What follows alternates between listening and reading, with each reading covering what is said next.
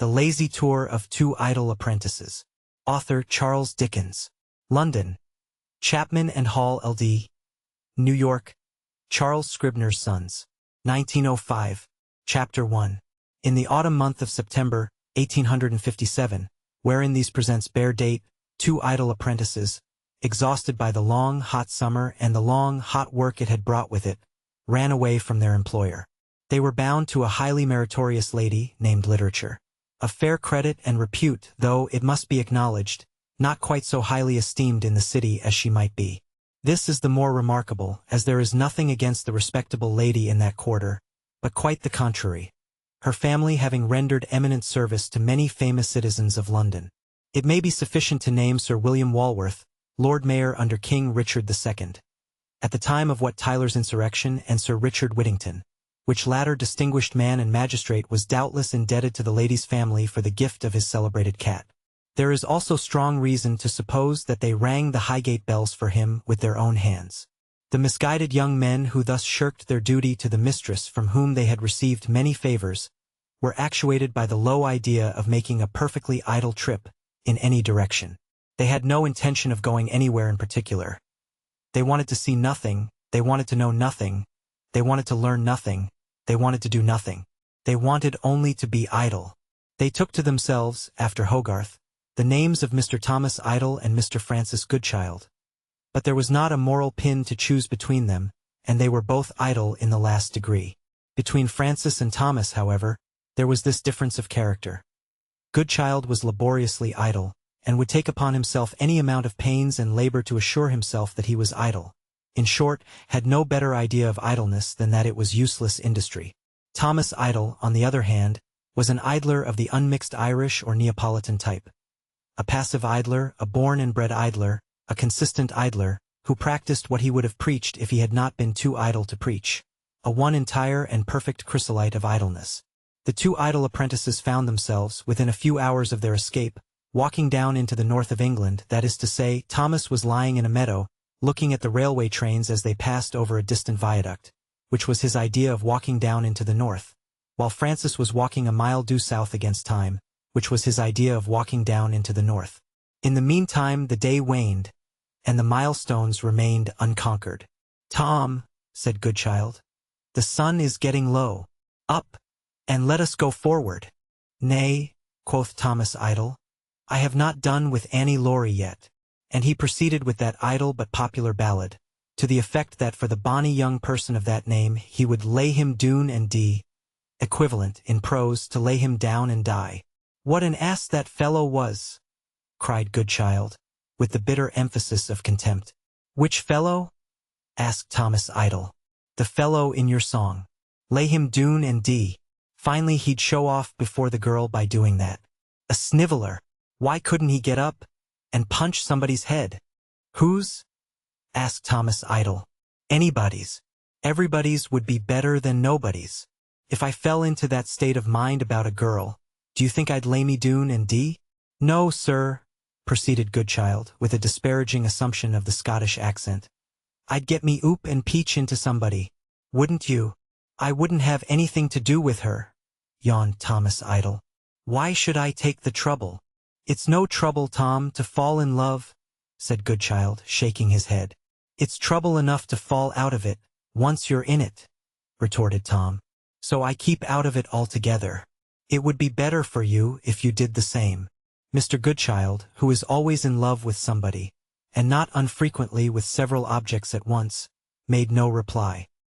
He heaved a sigh of the kind which is termed by the lower orders a bellowser, and then, heaving Mr. Idle on his feet, who was not half so heavy as the sigh, urged him northward.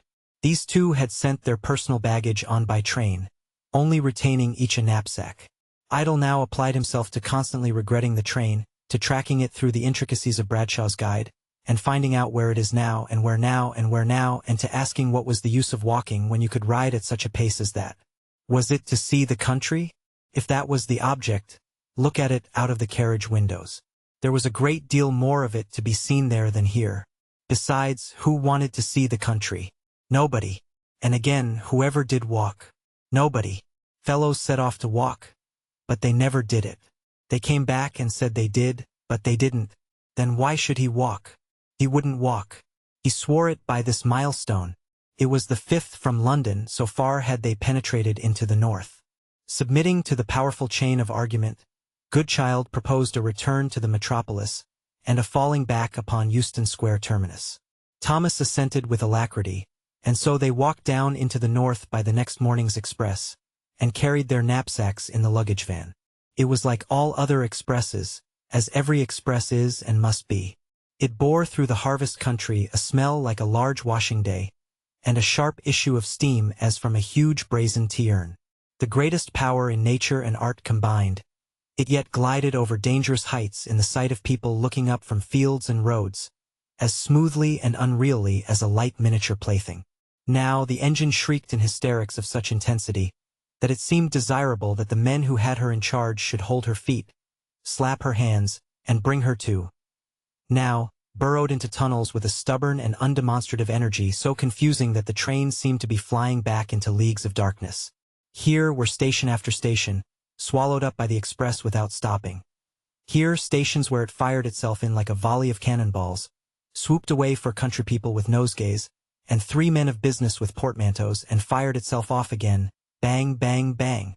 At long intervals were uncomfortable refreshment rooms, made more uncomfortable by the scorn of beauty towards beast, the public, but to whom she never relented, as beauty did in the story, towards the other beast, and where sensitive stomachs were fed, with a contemptuous sharpness occasioning indigestion. Here, again, were stations with nothing going but a bell, and wonderful wooden razors set aloft on great posts, shaving the air. In these fields, the horses, sheep, and cattle were well used to the thundering meteor and didn't mind. In those, they were all set scampering together, and a herd of pigs scoured after them. The pastoral country darkened, became coaly, became smoky, became infernal, got better, got worse, improved again, grew rugged, turned romantic, was a wood, a stream, a chain of hills, a gorge, a moor, a cathedral town, a fortified place, a waste. Now miserable black dwellings, a black canal, and sick black towers of chimneys. Now a trim garden, where the flowers were bright and fair. Now a wilderness of hideous altars all ablaze. Now the water meadows with their fairy rings. Now the mangy patch of unlet building ground outside the stagnant town, with the larger ring where the circus was last week. The temperature changed, the dialect changed, the people changed, faces got sharper, manner got shorter, eyes got shrewder and harder.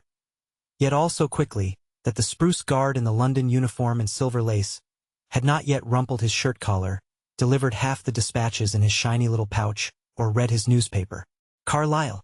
Idle and Goodchild had got to Carlisle. It looked congenially and delightfully idle. Something in the way of public amusement had happened last month, and something else was going to happen before Christmas.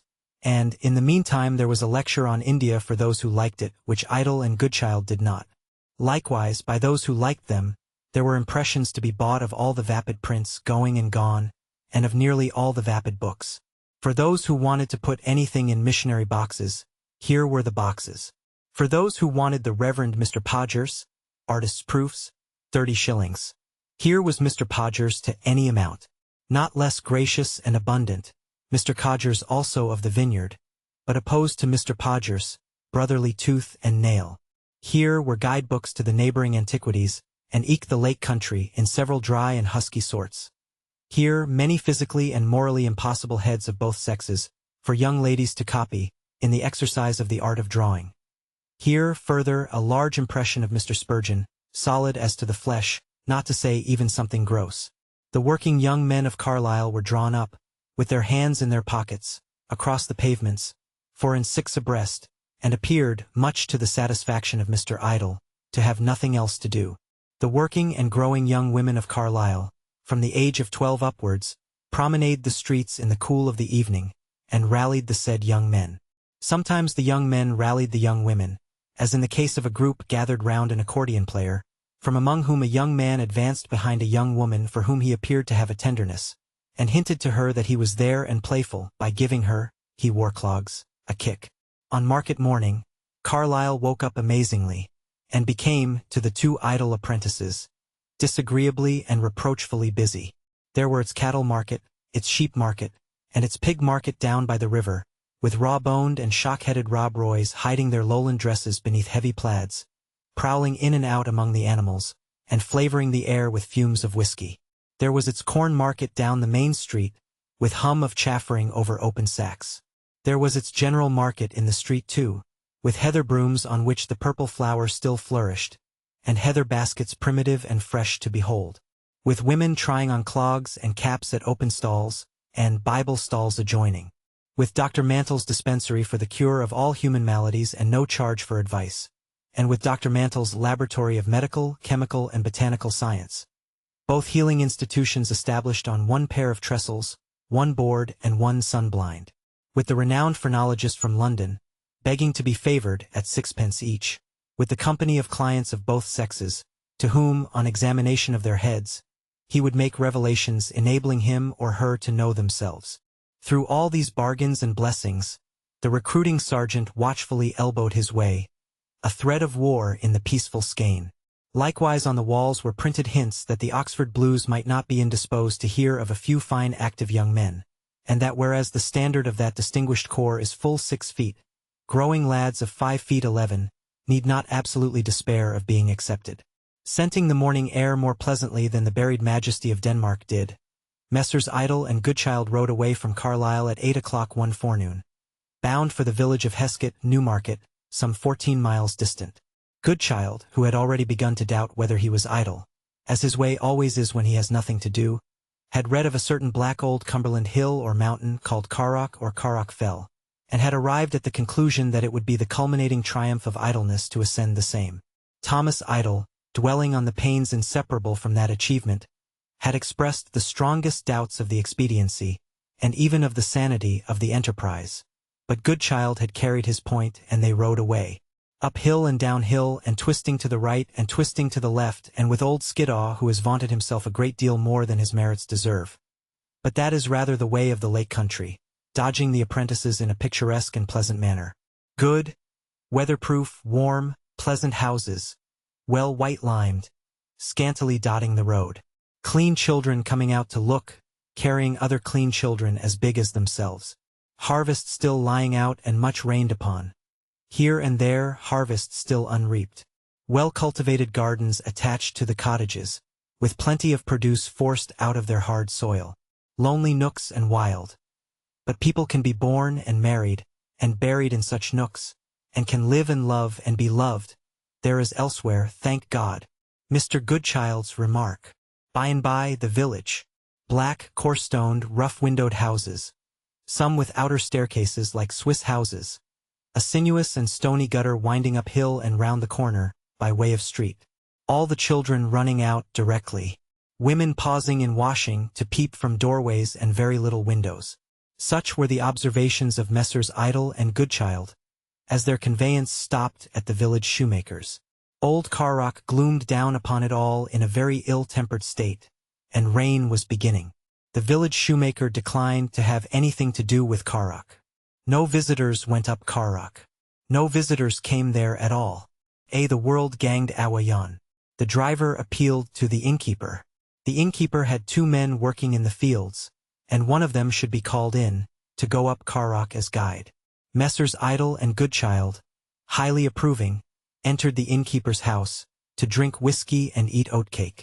The innkeeper was not idle enough, was not idle at all, which was a great fault in him, but was a fine specimen of a north country man, or any kind of man. He had a ruddy cheek, a bright eye, a well-knit frame, an immense hand, a cheery, outspeaking voice, and a straight, bright, broad look. He had a drawing-room, too, upstairs, which was worth a visit to the Cumberland Fells. This was Mr. Francis Goodchild's opinion, in which Mr. Thomas Idle did not concur.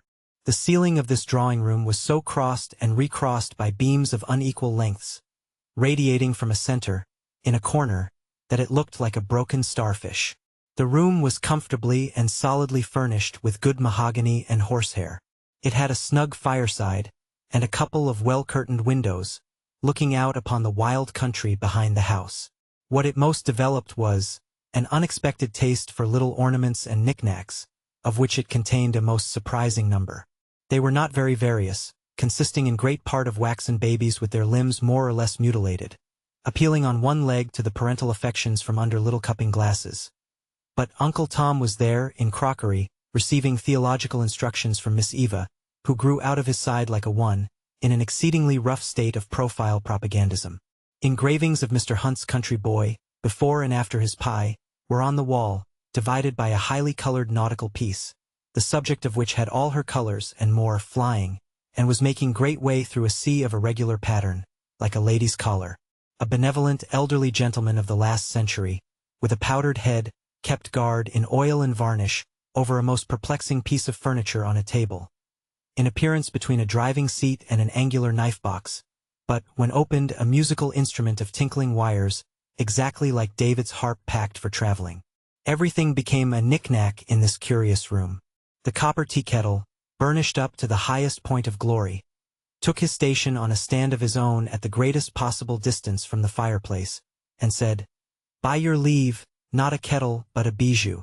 The Staffordshire-ware butter dish with the cover on, got upon a little round occasional table in a window with a work top, and announced itself to the two chairs accidentally placed there, as an aid to polite conversation, a graceful trifle in china to be chatted over by callers, as they airily trifled away the visiting moments of a butterfly existence, in that rugged old village on the Cumberland Fells. The very footstool could not keep the floor, but got upon a sofa, and therefrom proclaimed itself, in high relief of white and liver-colored wool, a favorite spaniel coiled up for repose. Though, truly, in spite of its bright glass eyes, the spaniel was the least successful assumption in the collection, being perfectly flat, and dismally suggestive of a recent mistake in sitting down on the part of some corpulent member of the family. There were books, too, in this room. Books on the table, books on the chimney-piece, books in an open press in the corner. Fielding was there, and Smollett was there, and Steele and Addison were there in dispersed volumes.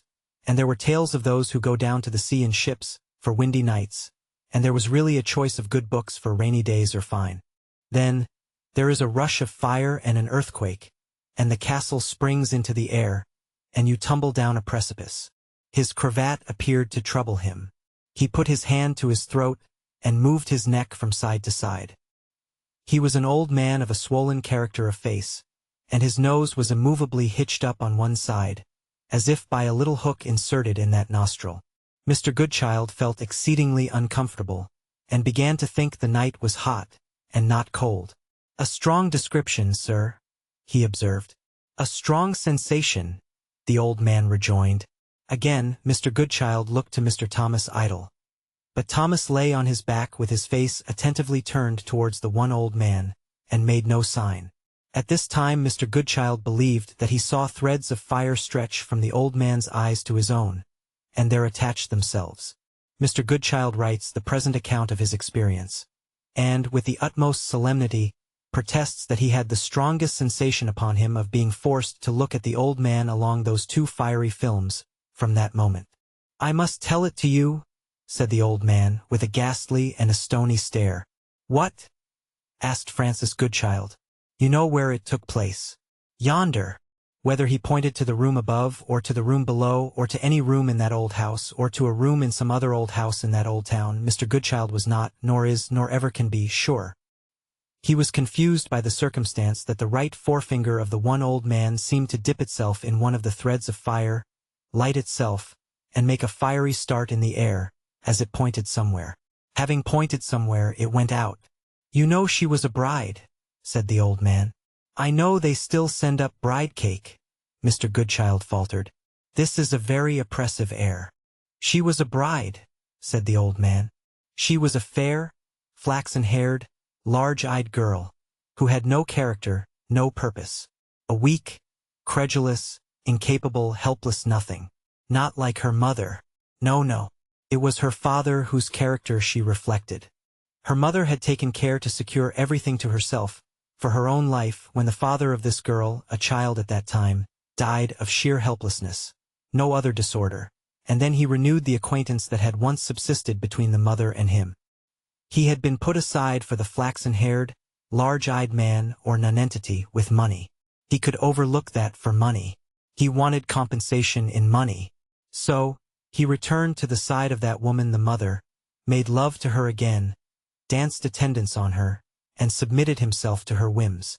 She wreaked upon him every whim she had, or could invent. He bore it. And the more he bore, the more he wanted compensation in money, and the more he was resolved to have it. But, lo! Before he got it, she cheated him. In one of her imperious states, she froze and never thawed again. She put her hands to her head one night, uttered a cry, stiffened, lay in that attitude certain hours and died. And he had got no compensation from her in money yet. Blight and murrain on her, not a penny. He had hated her throughout that second pursuit, and had longed for retaliation on her.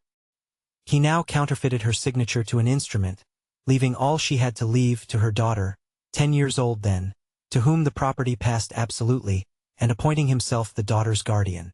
When he slid it under the pillow of the bed on which she lay, he bent down in the deaf ear of death, and whispered, "Mistress Pride, I have determined a long time that, dead or alive, you must make me compensation in money."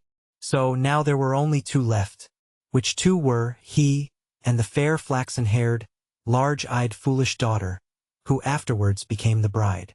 He put her to school. In a secret, dark, oppressive, ancient house, he put her to school with a watchful and unscrupulous woman. "My worthy lady," he said, "here is a mind to be formed. Will you help me to form it?" She accepted the trust, for which she, too, wanted compensation in money, and had it. The girl was formed in the fear of him, and in the conviction that there was no escape from him. She was taught from the first to regard him as her future husband, the man who must marry her, the destiny that overshadowed her, the appointed certainty that could never be evaded. The poor fool was soft white wax in their hands, and took the impression that they put upon her. It hardened with time. It became a part of herself, inseparable from herself, and only to be torn away from her, by tearing life away from her. 11 years she had lived in the dark house and its gloomy garden. He was jealous of the very light and air getting to her, and they kept her close. He stopped the wide chimneys, shaded the little windows, left the strong-stemmed ivy to wander where it would over the house front, the moss to accumulate on the untrimmed fruit trees in the red-walled garden, the weeds to overrun its green and yellow walks. He surrounded her with images of sorrow and desolation. He caused her to be filled with fears of the place and of the stories that were told of it, and then on pretext of correcting them, to be left in it in solitude, or made to shrink about it in the dark. When her mind was most depressed and fullest of terrors, then he would come out of one of the hiding places from which he overlooked her, and present himself as her sole resource. Thus, by being from her childhood the one embodiment her life presented to her of power to coerce and power to relieve, power to bind and power to loose, the ascendancy over her weakness was secured. She was 21 years and 21 days old, when he brought her home to the gloomy house, his half-witted, frightened, and submissive bride of 3 weeks. A submissive bride.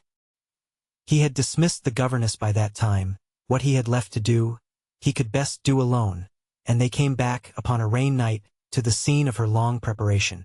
She turned to him upon the threshold, as the rain was dripping from the porch, and said, "Oh, sir, it is the death watch ticking for me."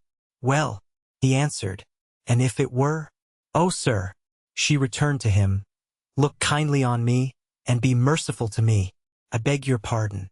I will do anything you wish, if you will only forgive me."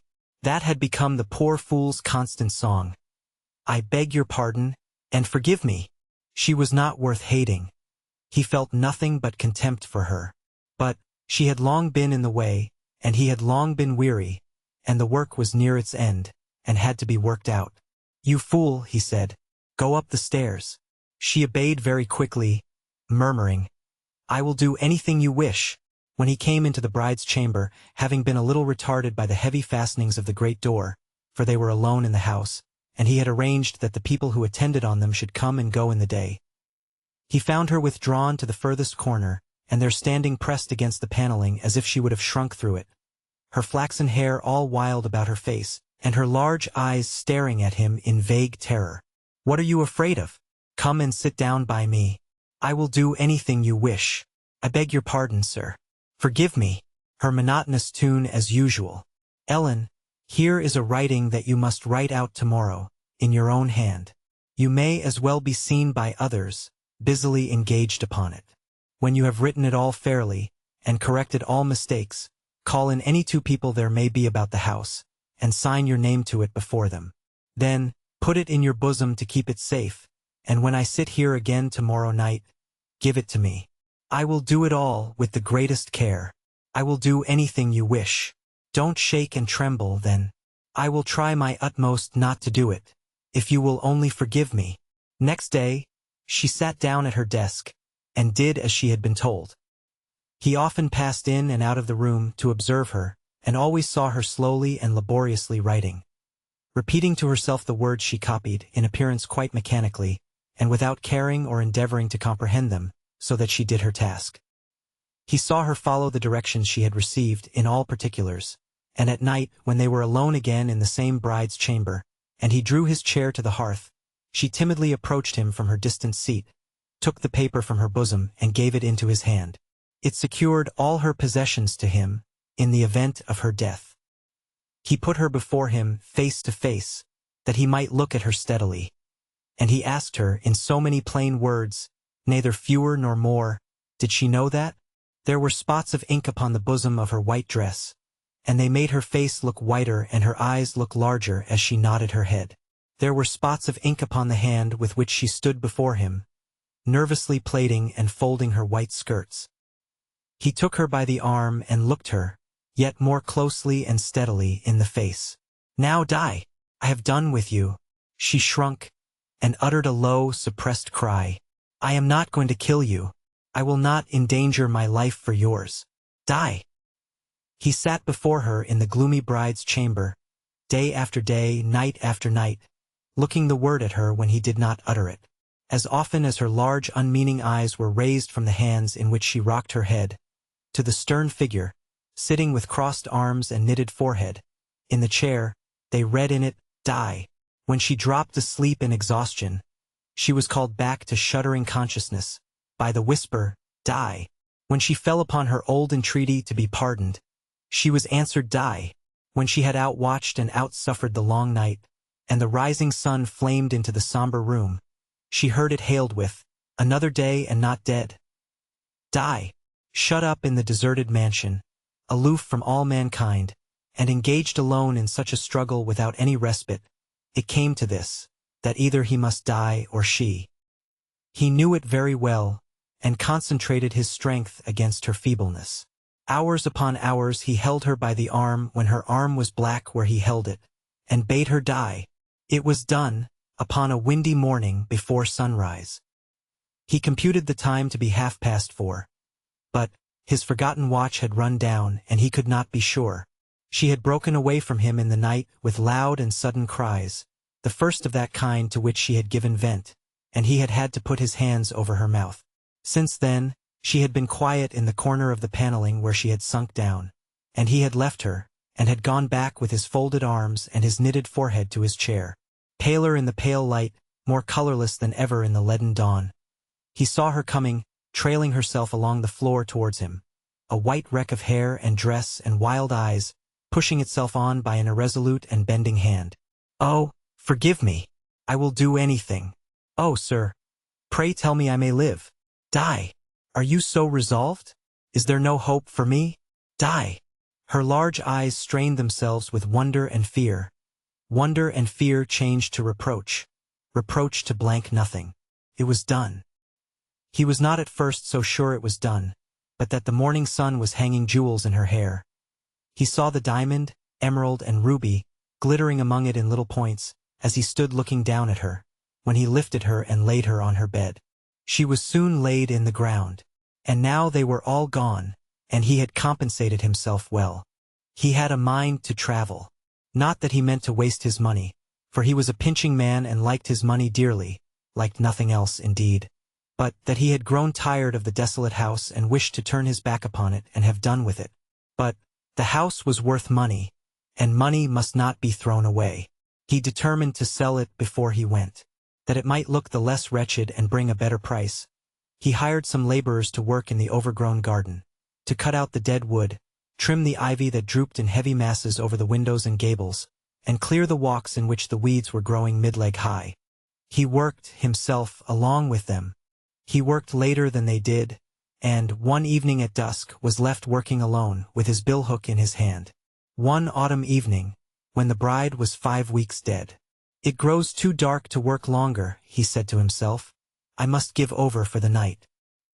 He detested the house, and was loath to enter it. He looked at the dark porch waiting for him like a tomb, and felt that it was an accursed house. Near to the porch and near to where he stood, was a tree whose branches waved before the old bay window of the bride's chamber, where it had been done. The tree swung suddenly, and made him start. It swung again, although the night was still. Looking up into it, he saw a figure among the branches. It was the figure of a young man. The face looked down as his looked up. The branches cracked and swayed. The figure rapidly descended, and slid upon its feet before him. A slender youth of about her age, with long light brown hair. "What thief are you?" he said, seizing the youth by the collar. The young man, in shaking himself free, swung him a blow with his arm across the face and throat. They closed, but the young man got from him and stepped back, crying with great eagerness and horror, "Don't touch me. I would as lieve be touched by the devil." He stood still with his billhook in his hand, looking at the young man. For the young man's look was the counterpart of her last look, and he had not expected ever to see that again. "I am no thief. Even if I were, I would not have a coin of your wealth if it would buy me the Indies. You murderer." "What? I climbed it," said the young man, pointing up into the tree, "for the first time nigh 4 years ago. I climbed it to look at her. I saw her. I spoke to her. I have climbed it many a time to watch and listen for her. I was a boy hidden among its leaves, when from that bay window she gave me this." He showed a tress of flaxen hair, tied with a mourning ribbon. "Her life," said the young man, "was a life of mourning. She gave me this as a token of it, and a sign that she was dead to everyone but you. If I had been older, if I had seen her sooner, I might have saved her from you. But she was fast in the web when I first climbed the tree, and what could I do then to break it?" In saying those words, he burst into a fit of sobbing and crying, weakly at first, then passionately. "Murderer! I climbed the tree on the night when you brought her back. I heard her, from the tree, speak of the death watch at the door. I was 3 times in the tree while you were shut up with her, slowly killing her. I saw her, from the tree, lie dead upon her bed. I have watched you, from the tree, for proofs and traces of your guilt. The manner of it is a mystery to me yet, but I will pursue you until you have rendered up your life to the hangman. You shall never, until then, be rid of me. I loved her." He knew before he threw the billhook where it had alighted. I say had alighted and not would alight, for to his clear perception the thing was done before he did it. It cleft the head, and it remained there, and the boy lay on his face. He buried the body in the night, at the foot of the tree. As soon as it was light in the morning, he worked at turning up all the ground near the tree, and hacking and hewing at the neighboring bushes and undergrowth. When the laborers came, there was nothing suspicious, and nothing suspected. But he had, in a moment, defeated all his precautions, and destroyed the triumph of the scheme he had so long concerted, and so successfully worked out. He had got rid of the bride, and had acquired her fortune without endangering his life. But now, for a death by which he had gained nothing, he had evermore to live with a rope around his neck. Beyond this, he was chained to the house of gloom and horror, which he could not endure. Being afraid to sell it or to quit it, lest discovery should be made, he was forced to live in it. He hired 2 old people, man and wife, for his servants, and dwelt in it and dreaded it. His great difficulty for a long time was the garden. Whether he should keep it trim, whether he should suffer it to fall into its former state of neglect, what would be the least likely way of attracting attention to it. He took the middle course of gardening himself in his evening leisure, and of then calling the old serving man to help him, but of never letting him work there alone. And he made himself an arbor over against the tree, where he could sit and see that it was safe. As the seasons changed, and the tree changed, his mind perceived dangers that were always changing. In the leafy time, he perceived that the upper boughs were growing into the form of the young man, that they made the shape of him exactly, sitting in a forked branch swinging in the wind. In the time of the falling leaves, he perceived that they came down from the tree, forming telltale letters on the path, or that they had a tendency to heap themselves into a churchyard mound above the grave. In the winter, when the tree was bare, he perceived that the boughs swung at him the ghost of the blow the young man had given, and that they threatened him openly. In the spring, when the sap was mounting in the trunk, he asked himself were the dried-up particles of blood mounting with it, to make out more obviously this year than last, the leaf-screened figure of the young man, swinging in the wind? However, he turned his money over and over and still over. He was in the dark trade, the gold dust trade, and most secret trades that yielded great returns. In 10 years he had turned his money over so many times that the traders and shippers who had dealings with him absolutely did not lie for once. When they declared that he had increased his fortune 1,200%, he possessed his riches 100 years ago when people could be lost easily. He had heard who the youth was, from hearing of the search that was made after him. But it died away, and the youth was forgotten. The annual round of changes in the tree had been repeated 10 times since the night of the burial at its foot, when there was a great thunderstorm over this place. It broke at midnight, and roared until morning. The first intelligence he heard from his old serving man that morning was that the tree had been struck by lightning. It had been riven down the stem in a very surprising manner, and the stem lay in 2 blighted shafts, one resting against the house, and one against a portion of the old red garden wall in which its fall had made a gap. The fissure went down the tree to a little above the earth, and there stopped. There was great curiosity to see the tree, and, with most of his former fears revived, he sat in his arbor, grown quite an old man, watching the people who came to see it. They quickly began to come in such dangerous numbers that he closed his garden gate and refused to admit any more. But there were certain men of science who traveled from a distance to examine the tree, and, in an evil hour, he let them in. Blight and murrain on them, let them in.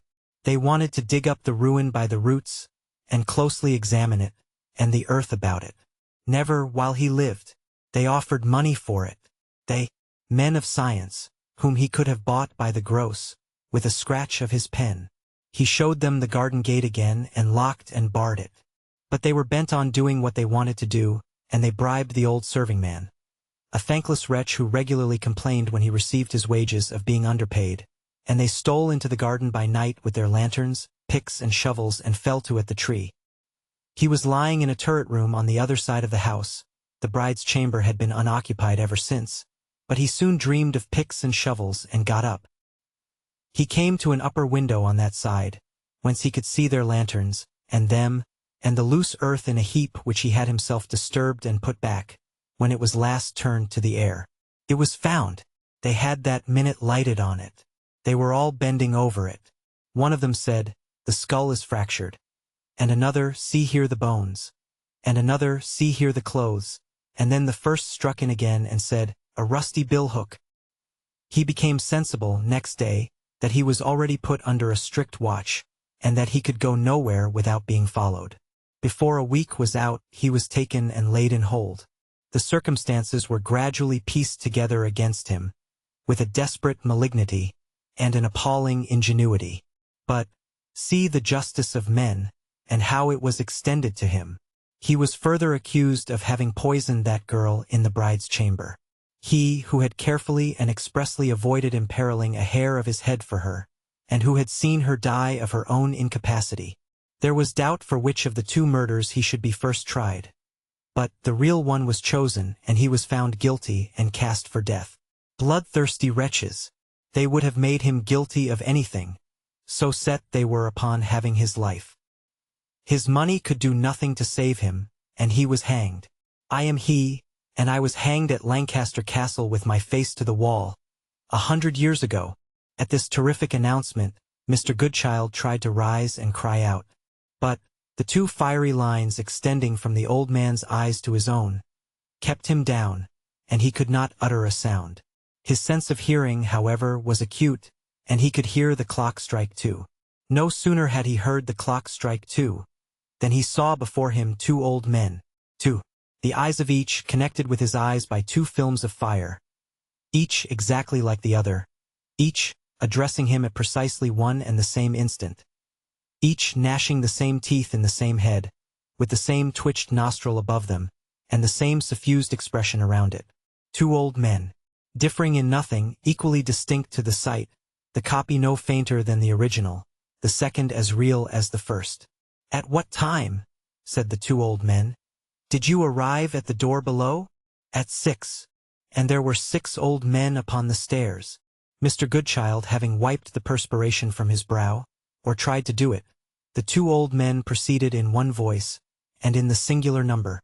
I had been anatomized, but had not yet had my skeleton put together and rehung on an iron hook, when it began to be whispered that the bride's chamber was haunted. It was haunted, and I was there. We were there. She and I were there. I in the chair upon the hearth. She a white wreck again, trailing itself towards me on the floor. But I was the speaker no more, and the one word that she said to me from midnight until dawn was, "Live." The youth was there likewise, in the tree outside the window, coming and going in the moonlight, as the tree bent and gave. He has ever since been there, peeping in at me in my torment, revealing to me by snatches, in the pale lights and slaty shadows where he comes and goes, bareheaded, a billhook standing edgewise in his hair. In the bride's chamber every night from midnight until dawn, 1 month in the year excepted, as I am going to tell you. He hides in the tree, and she comes towards me on the floor, always approaching, never coming nearer, always visible as if by moonlight, whether the moon shines or no, always saying from midnight until dawn her one word, "Live." But in the month wherein I was forced out of this life, this present month of 30 days, the bride's chamber is empty and quiet. Not so my old dungeon. Not so the rooms where I was restless and afraid 10 years. Both are fitfully haunted then. At 1 in the morning, I am what you saw me when the clock struck that hour, 1 old man. At 2 in the morning I am 2 old men. 3, I am 3. By 12 at noon, I am 12 old men, 1 for every 100% of old gain. Every one of the 12, with 12 times my old power of suffering and agony. From that hour until 12 at night, 12 old men in anguish and fearful foreboding, wait for the coming of the executioner. At 12 at night 12 old men turned off, swing invisible outside Lancaster Castle, with 12 faces to the wall. When the bride's chamber was first haunted, it was known to me that this punishment would never cease, until I could make its nature, and my story, known to 2 living men together.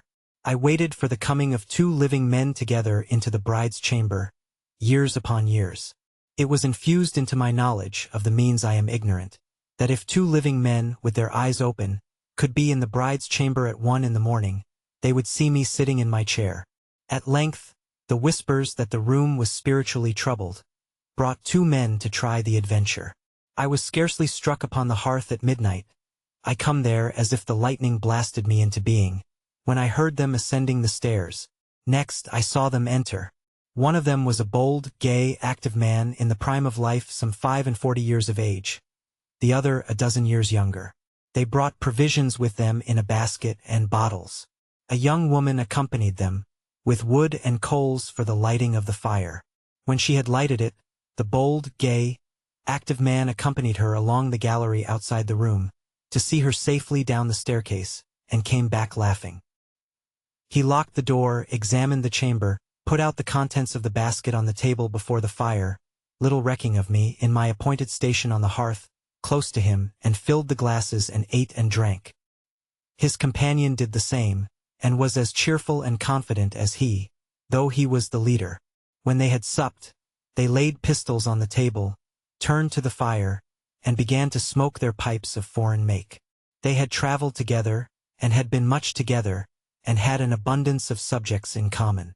In the midst of their talking and laughing, the younger man made a reference to the leader's being always ready for any adventure, that one or any other. He replied in these words, "Not quite so, Dick. If I am afraid of nothing else, I am afraid of myself." His companion, seeming to grow a little dull, asked him, "In what sense?" "How?" "Why, thus," he returned. "Here is a ghost to be disproved." "Well, I cannot answer for what my fancy might do if I were alone here, or what tricks my senses might play with me if they had me to themselves. But, in company with another man, and especially with Dick, I would consent to outface all the ghosts that were ever of in the universe. I had not the vanity to suppose that I was of so much importance tonight, said the other. Of so much, rejoined the leader, more seriously than he had spoken yet, that I would, for the reason I have given, on no account have undertaken to pass the night here alone. It was within a few minutes of 1. The head of the younger man had drooped when he made his last remark, and it drooped lower now. Keep awake, Dick, said the leader gaily. The small hours are the worst. He tried, but his head drooped again. Dick, urged the leader, keep awake. I can't, he indistinctly muttered. I don't know what strange influence is stealing over me. I can't. His companion looked at him with a sudden horror, and I, in my different way, felt a new horror also. For it was on the stroke of 1, and I felt that the second watcher was yielding to me, and that the curse was upon me that I must send him to sleep. Get up and walk, Dick, cried the leader. Try. It was in vain to go behind the slumber's chair and shake him. 1 o'clock sounded, and I was present to the elder man, and he stood transfixed before me. To him alone, I was obliged to relate my story, without hope of benefit. To him alone, I was an awful phantom making a quite useless confession. I foresee it will ever be the same. The 2 living men together will never come to release me. When I appear, the senses of one of the 2 will be locked in sleep. He will neither see nor hear me. My communication will ever be made to a solitary listener, and will ever be unserviceable. Woe! Woe! Woe! As the 2 old men, with these words, wrung their hands, it shot into Mr. Goodchild's mind that he was in the terrible situation of being virtually alone with the spectre, and that Mr. Idle's immovability was explained by his having been charmed asleep at 1 o'clock. In the terror of this sudden discovery which produced an indescribable dread, he struggled so hard to get free from the 4 fiery threads, that he snapped them, after he had pulled them out to a great width. Being then out of bonds, he caught up Mr. Idle from the sofa and rushed downstairs with him. "What are you about, Francis?" demanded Mr. Idle. "My bedroom is not down here. What the deuce are you carrying me at all for? I can walk with a stick now. I don't want to be carried. Put me down." Mr. Goodchild put him down in the old hall, and looked about him wildly. "What are you doing? Idiotically plunging at your own sex, and rescuing them or perishing in the attempt?" asked Mr. Idle in a highly petulant state. "The 1 old man," cried Mr. Goodchild distractedly. "And the 2 old men." Mr. Idle deigned no other reply than "the 1 old woman, I think you mean," as he began hobbling his way back up the staircase, with the assistance of its broad balustrade. "I assure you, Tom," began Mr. Goodchild, attending at his side, "that since you fell asleep—" "Come, I like that," said Thomas Idle. "I haven't closed an eye." With the peculiar sensitiveness on the subject of the disgraceful action of going to sleep out of bed, which is the lot of all mankind, Mr. Idle persisted in this declaration. The same peculiar sensitiveness impelled Mr. Goodchild, on being taxed with the same crime, to repudiate it with honorable resentment. The settlement of the question of the 1 old man and the 2 old men was thus presently complicated, and soon made quite impracticable. Mr. Idle said it was all bride cake and fragments newly arranged, of things seen and thought about in the day. Mr. Goodchild said how could that be, when he hadn't been asleep, and what right could Mr. Idle have to say so, who had been asleep? Mr. Idle said he had never been asleep, and never did go to sleep, and that Mr. Goodchild, as a general rule, was always asleep. They consequently parted for the rest of the night, at their bedroom doors, a little ruffled. Mr. Goodchild's last words were, that he had in that real and tangible old sitting-room of that real and tangible old inn, he supposed Mr. Idle denied its existence. Every sensation and experience, the present record of which is now within a line or 2 of completion, and that he would write it out and print it every word. Mr. Idle returned that he might if he liked, and he did like and has now done it. Chapter 5.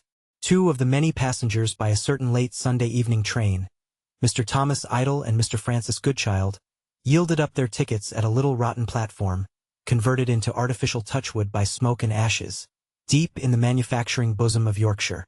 A mysterious bosom it appeared, upon a damp, dark Sunday night, dashed through in the train to the music of the whirling wheels, the panting of the engine, and the part-singing of hundreds of third-class excursionists, whose vocal efforts bobbed around from sacred to profane, from hymns, to our transatlantic sisters the Yankee Gal and Mary, and, in a remarkable way, there seemed to have been some large vocal gathering near to every lonely station on the line.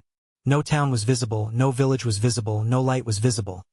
But a multitude got out singing, and a multitude got in singing, and the second multitude took up the hymns, and adopted our transatlantic sisters, and sang of their own egregious wickedness, and of their bobbing around, and of how the ship it was ready and the wind it was fair, and they were bound for the sea merry, and until they in their turn became a getting out multitude, and were replaced by another getting in multitude who did the same, and at every station, the getting in multitude, with an artistic reference to the completeness of their chorus, incessantly cried, as with one voice while scuffling into the carriages, "We mun a gang together."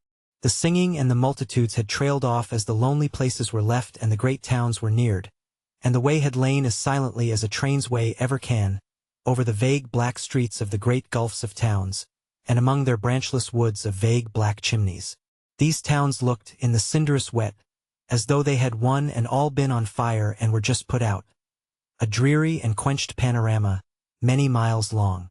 Thus, Thomas and Francis got to Leeds, of which enterprising and important commercial center it may be observed with delicacy, that you must either like it very much or not at all. Next day, the first of the race week, they took train to Doncaster. And instantly the character, both of travelers and of luggage, entirely changed, and no other business than race business any longer existed on the face of the earth. The talk was all of horses and John Scott. Guards whispered behind their hands to station masters, of horses and John Scott.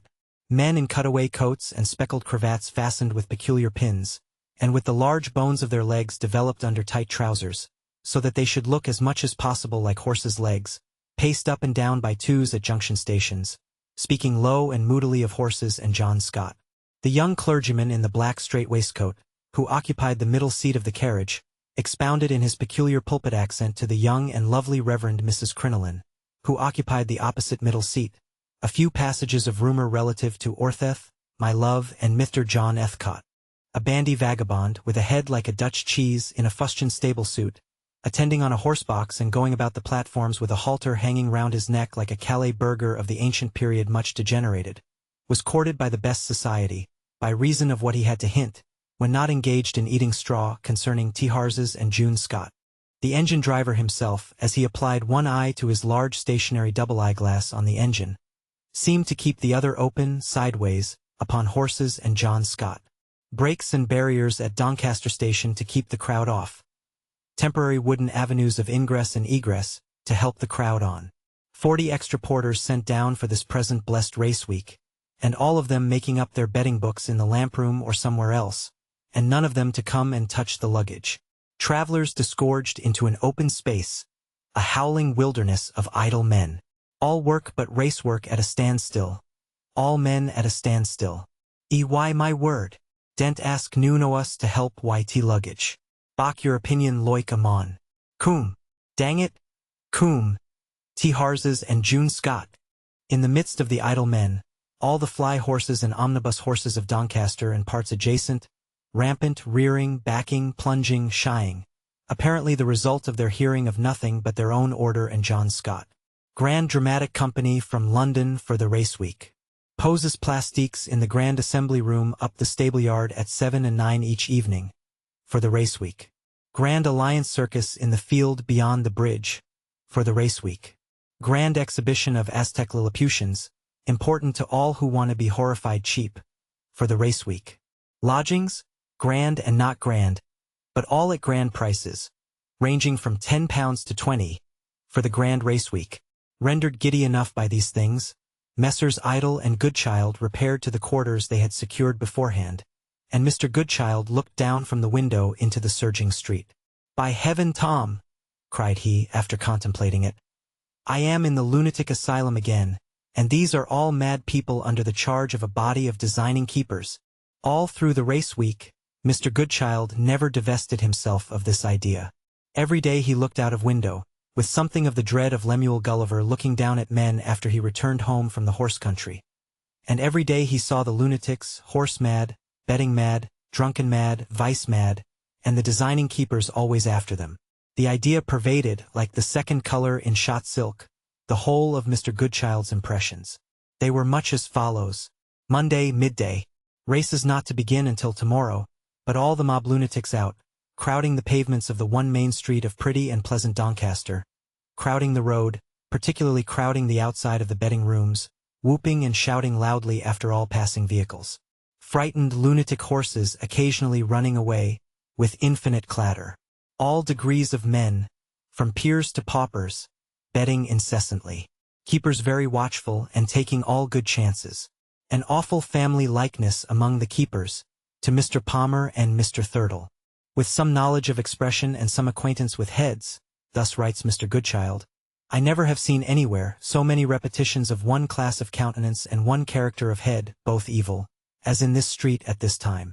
Cunning, covetousness, secrecy, cold calculation, hard callousness and dire insensibility are the uniform keeper characteristics.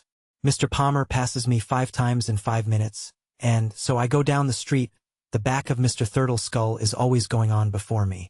Monday evening. Town lighted up. More lunatics out than ever. A complete choke and stoppage of the thoroughfare outside the betting rooms. Keepers, having dined, pervade the betting rooms, and sharply snap at the moneyed lunatics. Some keepers flushed with drink, and some not, but all close and calculating. A vague, echoing roar of tea-houses and tea-races always rising in the air, until midnight, at about which period it dies away in occasional drunken songs and straggling yells. But all night some unmannerly drinking house in the neighborhood opens its mouth at intervals and spits out a man too drunk to be retained, who thereupon makes what uproarious protest may be left in him, and either falls asleep where he tumbles or is carried off in custody. Tuesday morning at daybreak. A sudden rising, as it were out of the earth, of all the obscene creatures, who sell correct cards of the races. They may have been coiled in corners or sleeping on doorsteps, and having all passed the night under the same set of circumstances, may all want to circulate their blood at the same time. But however that may be, they spring into existence all at once and together, as though a new Cadmus had sown a racehorse's teeth. There is nobody up to buy the cards. But the cards are madly cried. There is no patronage to quarrel for. But they madly quarrel and fight. Conspicuous among these hyenas, as breakfast time discloses, is a fearful creature in the general semblance of a man. Shaken off his next to no legs by drink and devilry, bareheaded and barefooted, with a great shock of hair like a horrible broom, and nothing on him but a ragged pair of trousers and a pink glazed calico coat, made on him, so very tight that it is as evident that he could never take it off, as that he never does. This hideous apparition, inconceivably drunk, has a terrible power of making a gong-like imitation of the braying of an ass, which feat requires that he should lay his right jaw in his begrimed right paw, double himself up, and shake his bray out of himself, with much staggering on his next to no legs, and much twirling of his horrible broom, as if it were a mop. From the present minute, when he comes in sight holding up his cards to the windows, and hoarsely proposing purchase to my lord, your excellency, colonel, the noble captain, and your honorable worship, from the present minute until the grand race week is finished, at all hours of the morning, evening, day, and night, shall the town reverberate, at capricious intervals, to the brays of this frightful animal the gong donkey. No very great racing today, so no very great amount of vehicles. Though there is a good sprinkling, too, from farmers' carts and gigs, to carriages with post-horses and to fours in hand, mostly coming by the road from York and passing on straight through the main street to the course. A walk in the wrong direction may be a better thing for Mr. Goodchild today than the course, so he walks in the wrong direction. Everybody gone to the races. Only children in the street. Grand Alliance Circus deserted. Not one star rider left. Omnibus which forms the pay place, having on separate panels pay here for the boxes, pay here for the pit, pay here for the gallery, hove down in a corner and locked up. Nobody near the tent but the man on his knees on the grass, who is making the paper balloons for the star young gentleman to jump through tonight. Pleasant road, pleasantly wooded. No laborers working in the fields. All gone tea-races. The few late wenders of their way tea-races, who are yet left driving on the road, Stare in amazement at the recluse who is not going tea races. Roadside innkeeper has gone tea races. Turnpike man has gone tea races. His thrifty wife, washing clothes at the toll house door, is going tea races tomorrow. Perhaps there may be no one left to take the toll tomorrow. Who knows? Though assuredly that would be neither turnpike-like nor Yorkshire-like. The very wind and dust seem to be hurrying tea races, as they briskly pass the only wayfarer on the road. In the distance, the railway engine, waiting at the town end, shrieks despairingly. Nothing but the difficulty of getting off the line restrains that engine from going tea races. Too, it is very clear. At night, more lunatics out than last night, and more keepers. The latter very active at the betting rooms, the street in front of which is now impassable. Mr. Palmer as before. Mr. Thurtle as before. Roar and uproar as before. Gradual subsidence as before. Unmannerly drinking house expectorates as before. Drunken negro melodists, gong donkey, and correct cards in the night. On Wednesday morning, the morning of the great St. Ledger, it becomes apparent that there has been a great influx since yesterday, both of lunatics and keepers. The families of the tradesmen over the way are no longer within human ken. Their places know them no more. 10, 15, and 20 guinea lodgers fill them. At the pastry cook's second-floor window, a keeper is brushing Mr. Thurtle's hair, thinking it his own. In the wax chandler's attic, another keeper is putting on Mr. Palmer's braces. In the gunsmith's nursery, a lunatic is shaving himself. In the serious stationer's best sitting room, 3 lunatics are taking a combination breakfast, praising the cook's devil and drinking neat brandy in an atmosphere of last midnight cigars. No family sanctuary is free from our angelic messengers. We put up at the Angel, who in the guise of extra waiters for the grand race week, rattle in and out of the most secret chambers of everybody's house, with dishes and tin covers, decanters, soda water bottles, and glasses. An hour later, down the street and up the street, as far as eyes can see and a good deal farther, there is a dense crowd. Outside the betting rooms it is like a great struggle at a theater door, in the days of theaters, or at the vestibule of the Spurgeon Temple, in the days of Spurgeon. An hour later, fusing into this crowd and somehow getting through it, are all kinds of conveyances and all kinds of foot passengers. Carts with brickmakers and brickmakeresses jolting up and down on planks. Drags with the needful grooms behind, sitting cross-armed in the needful manner, and slanting themselves backward from the soles of their boots at the needful angle. Postboys in the shining hats and smart jackets of the olden time, when stokers were not. Beautiful Yorkshire horses, gallantly driven. By their own breeders and masters. Under every pole and every shaft and every horse, and every wheel as it would seem, the gong donkey. Metallically braying when not struggling for life or whipped out of the way. By 1 o'clock, all this stir has gone out of the streets, and there is no one left in them but Francis Goodchild. Francis Goodchild will not be left in them long, for he too is on his way, tea races. A most beautiful sight, Francis Goodchild finds tea races to be, when he has left fair Doncaster behind him, and comes out on the free course with its agreeable prospect, its quaint red house oddly changing and turning as Francis turns, its green grass and fresh heath. A free course and an easy one, where Francis can roll smoothly where he will, and can choose between the start or the coming in, or the turn behind the brow of the hill, or any out-of-the-way point where he lists to see the throbbing horses straining every nerve, and making the sympathetic earth throb as they come by.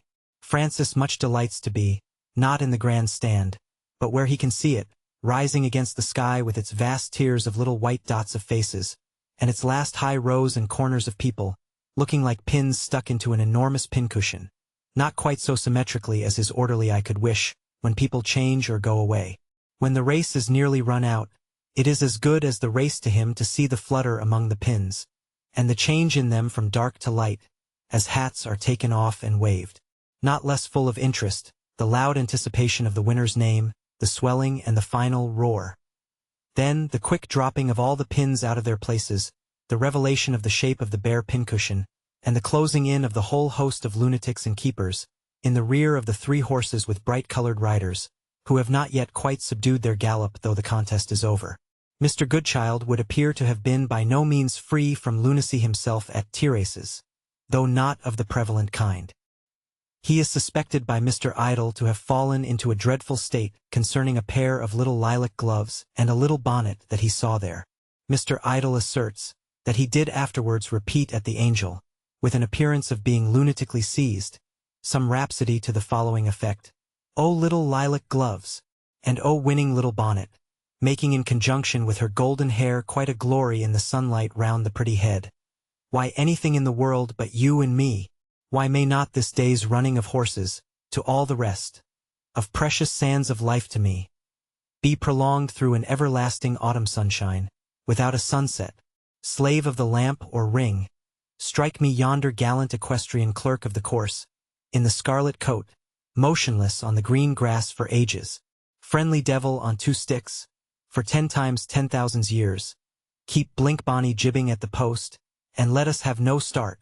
Arab drums, powerful of old to summon genii in the desert, sound of yourselves and raise a troop for me in the desert of my heart, which shall so enchant this dusty barouche, with a conspicuous excise plate, resembling the collector's door-plate at a turnpike, that I, within it, loving the little lilac gloves, the winning little bonnet, and the dear unknown wearer with the golden hair, may wait by her side forever, to see a great street ledger that shall never be run. Thursday morning, after a tremendous night of crowding, shouting, drinking-house expectoration, gong donkey, and correct cards. Symptoms of yesterday's gains in the way of drink, and of yesterday's losses in the way of money, abundant. Money losses very great. As usual, nobody seems to have one. But large losses and many losers are unquestionable facts. Both lunatics and keepers in general very low. Several of both kinds look in at the chemist's while Mr. Goodchild is making a purchase there, to be picked up. One red-eyed lunatic, flushed, faded, and disordered, enters hurriedly and cries savagely, "Hand us a glass of sal volatile and water, or some dam thing of that sort." Faces at the betting rooms very long, and a tendency to bite nails observable. Keepers likewise given this morning to standing about solitary, with their hands in their pockets, looking down at their boots as they fit them into cracks of the pavement, and then looking up whistling and walking away. Grand Alliance circus out in procession. Buxom lady member of Grand Alliance, in crimson riding habit, fresher to look at, even in her paint under the day sky, than the cheeks of lunatics or keepers. Spanish cavalier appears to have lost yesterday, and jingles his bossed bridle with disgust, as if he were paying. Reaction also apparent at the Guildhall opposite, when certain pickpockets come out handcuffed together, with that peculiar walk which is never seen under any other circumstances. A walk expressive of going to jail, game, but still of jails being in bad taste and arbitrary, and how would you like it if it was you instead of me, as it ought to be. Midday. Town filled as yesterday, but not so full, and emptied as yesterday, but not so empty.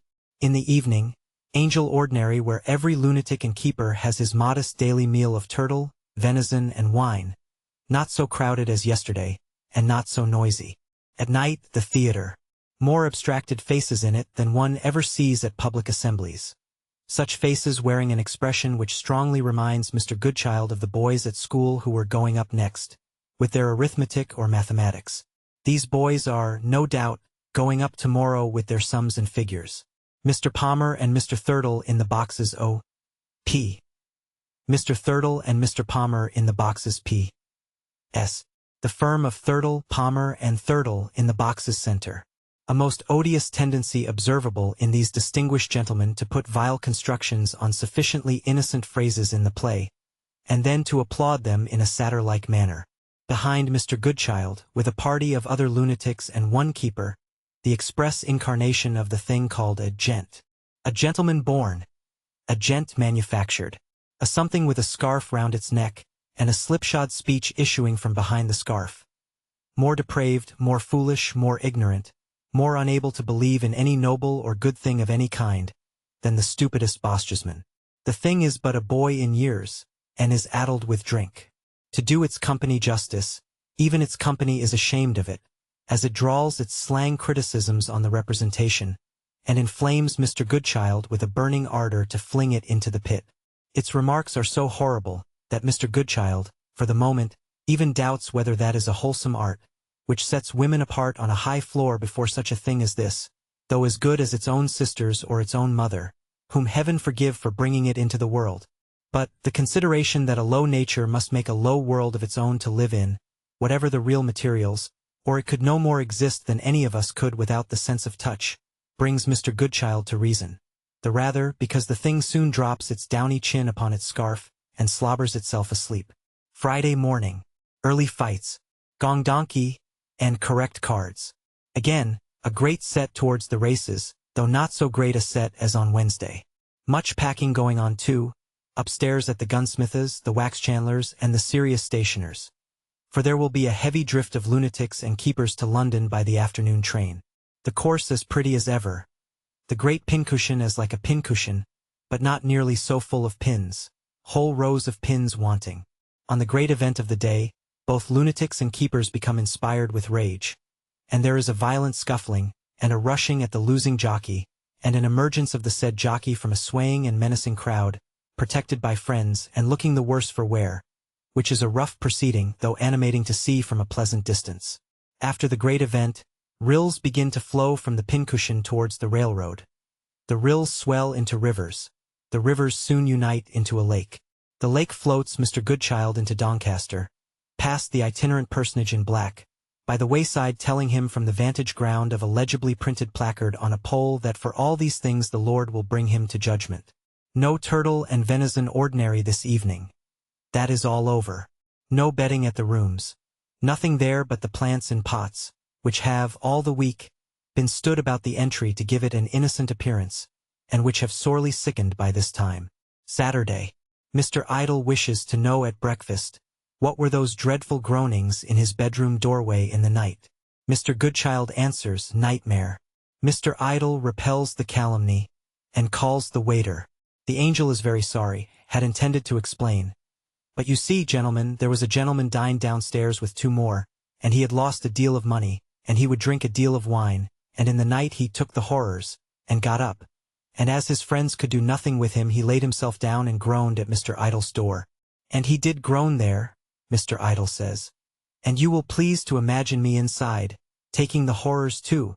So far, the picture of Doncaster on the occasion of its great sporting anniversary offers probably a general representation of the social condition of the town, in the past as well as in the present time. The sole local phenomenon of the current year, which may be considered as entirely unprecedented in its way, and which certainly claims on that account some slight share of notice, consists in the actual existence of one remarkable individual, who is sojourning in Doncaster, and who, neither directly nor indirectly, has anything at all to do, in any capacity whatever, with the racing amusements of the week. Ranging throughout the entire crowd that fills the town, and including the inhabitants as well as the visitors, nobody is to be found altogether disconnected with the business of the day, excepting this one unparalleled man. He does not bet on the races like the sporting men. He does not assist the races like the jockeys, starters, judges, and grooms. He does not look on at the races like Mr. Goodchild and his fellow spectators. He does not profit by the races like the hotel keepers and the tradespeople. He does not minister to the necessities of the races like the booth keepers, the postilions, the waiters, and the hawkers of lists. He does not assist the attractions of the races like the actors at the theater, the riders at the circus, or the posturers at the poses plastiques. Absolutely and literally, he is the only individual in Doncaster who stands by the brink of the full-flowing race stream, and is not swept away by it in common with all the rest of his species. Who is this modern hermit, this recluse of the St. Leger week, this inscrutably ungregarious being, who lives apart from the amusements and activities of his fellow creatures?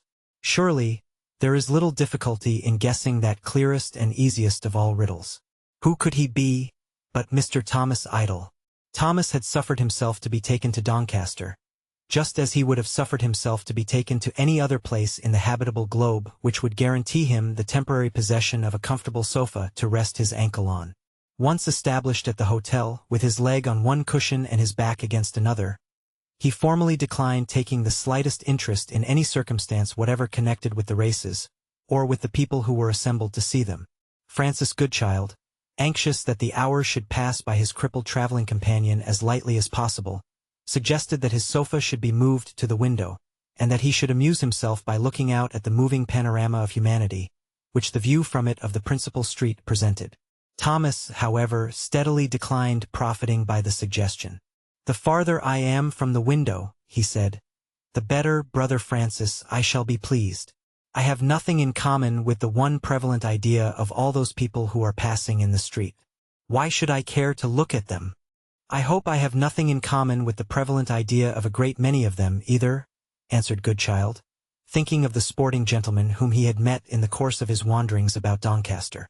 "But surely, among all the people who are walking by the house, at this very moment you may find—" "Not one living creature," interposed Thomas, "who is not, in one way or another, interested in horses, and who is not, in a greater or less degree, an admirer of them. Now, I hold opinions in reference to these particular members of the quadruped creation, which may lay claim, as I believe, to the disastrous distinction of being unpartaken by any other human being, civilized or savage, over the whole surface of the earth. Taking the horse as an animal in the abstract, Francis, I cordially despise him from every point of view." "Thomas," said Goodchild, "confinement to the house has begun to affect your biliary secretions. I shall go to the chemist's and get you some physic." "I object," continued Thomas, quietly possessing himself of his friend's hat, which stood on a table near him. "I object, first, to the personal appearance of the horse. I protest against the conventional idea of beauty as attached to that animal. I think his nose too long, his forehead too low, and his legs, except in the case of the cart-horse, ridiculously thin by comparison with the size of his body. Again, considering how big an animal he is, I object to the contemptible delicacy of his constitution. Is he not the sickliest creature in creation? Does any child catch cold as easily as a horse? Does he not sprain his fetlock, for all his appearance of superior strength, as easily as I sprained my ankle? Furthermore, to take him from another point of view, what a helpless wretch he is. No fine lady requires more constant waiting on than a horse. Other animals can make their own toilette. He must have a groom. You will tell me that this is because we want to make his coat artificially glossy. Glossy!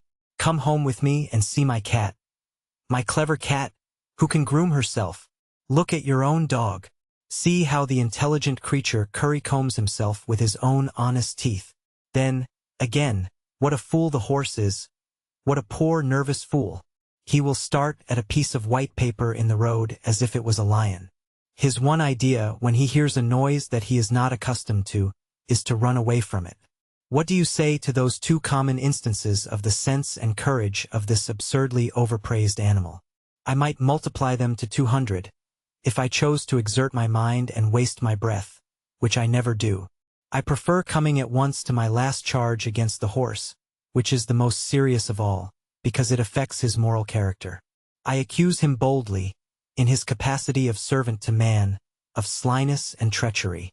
I brand him publicly, no matter how mild he may look about the eyes, or how sleek he may be about the coat, as a systematic betrayer, whenever he can get the chance of the confidence reposed in him. What do you mean by laughing and shaking your head at me?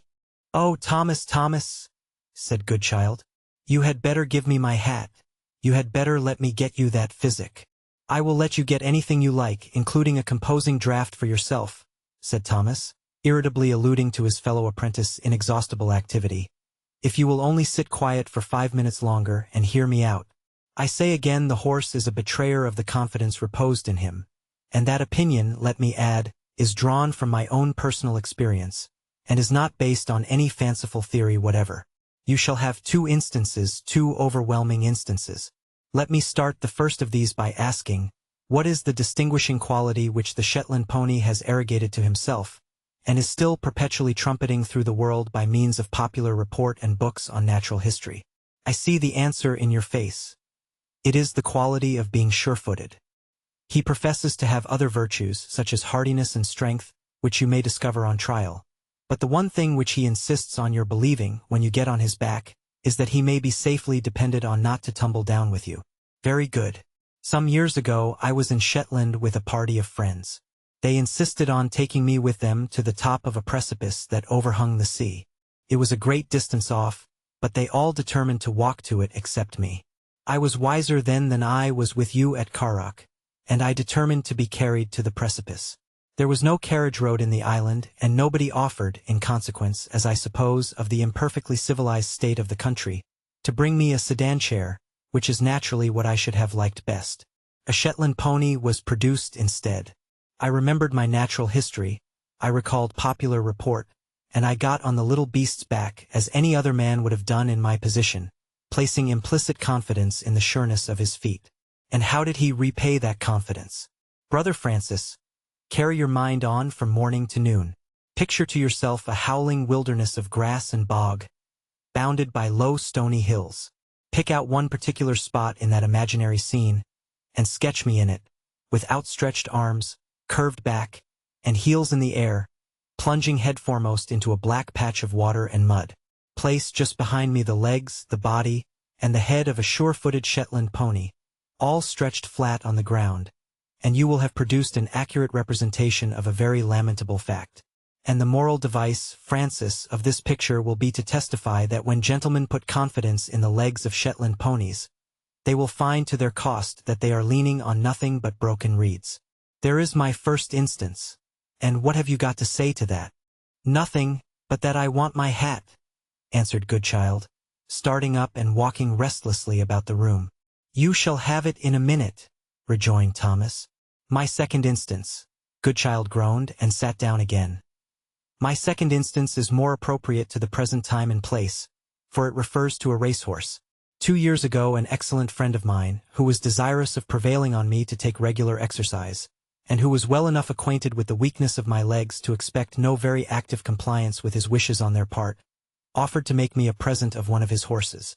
Hearing that the animal in question had started in life on the turf, I declined accepting the gift with many thanks, adding, by way of explanation, that I looked on a racehorse as a kind of embodied hurricane, upon which no sane man of my character and habits could be expected to seat himself. My friend replied that, however appropriate my metaphor might be as applied to racehorses in general, it was singularly unsuitable as applied to the particular horse which he proposed to give me. From a foal upwards this remarkable animal had been the idlest and most sluggish of his race. Whatever capacities for speed he might possess he had kept so strictly to himself, that no amount of training had ever brought them out. He had been found hopelessly slow as a racer, and hopelessly lazy as a hunter, and was fit for nothing but a quiet, easy life of it with an old gentleman or an invalid. When I heard this account of the horse, I don't mind confessing that my heart warmed to him. Visions of Thomas idle ambling serenely on the back of a steed as lazy as himself, presenting to a restless world the soothing and composite spectacle of a kind of sluggardly centaur, too peaceable in his habits to alarm anybody, swam attractively before my eyes. I went to look at the horse in the stable. Nice fellow! He was fast asleep with a kitten on his back. I saw him taken out for an airing by the groom. If he had had trousers on his legs I should not have known them from my own, so deliberately were they lifted up, so gently were they put down, so slowly did they get over the ground. From that moment I gratefully accepted my friend's offer. I went home. The horse followed me, by a slow train. Oh, Francis! How devoutly I believed in that horse, how carefully I looked after all his little comforts. I had never gone the length of hiring a manservant to wait on myself, but I went to the expense of hiring one to wait upon him.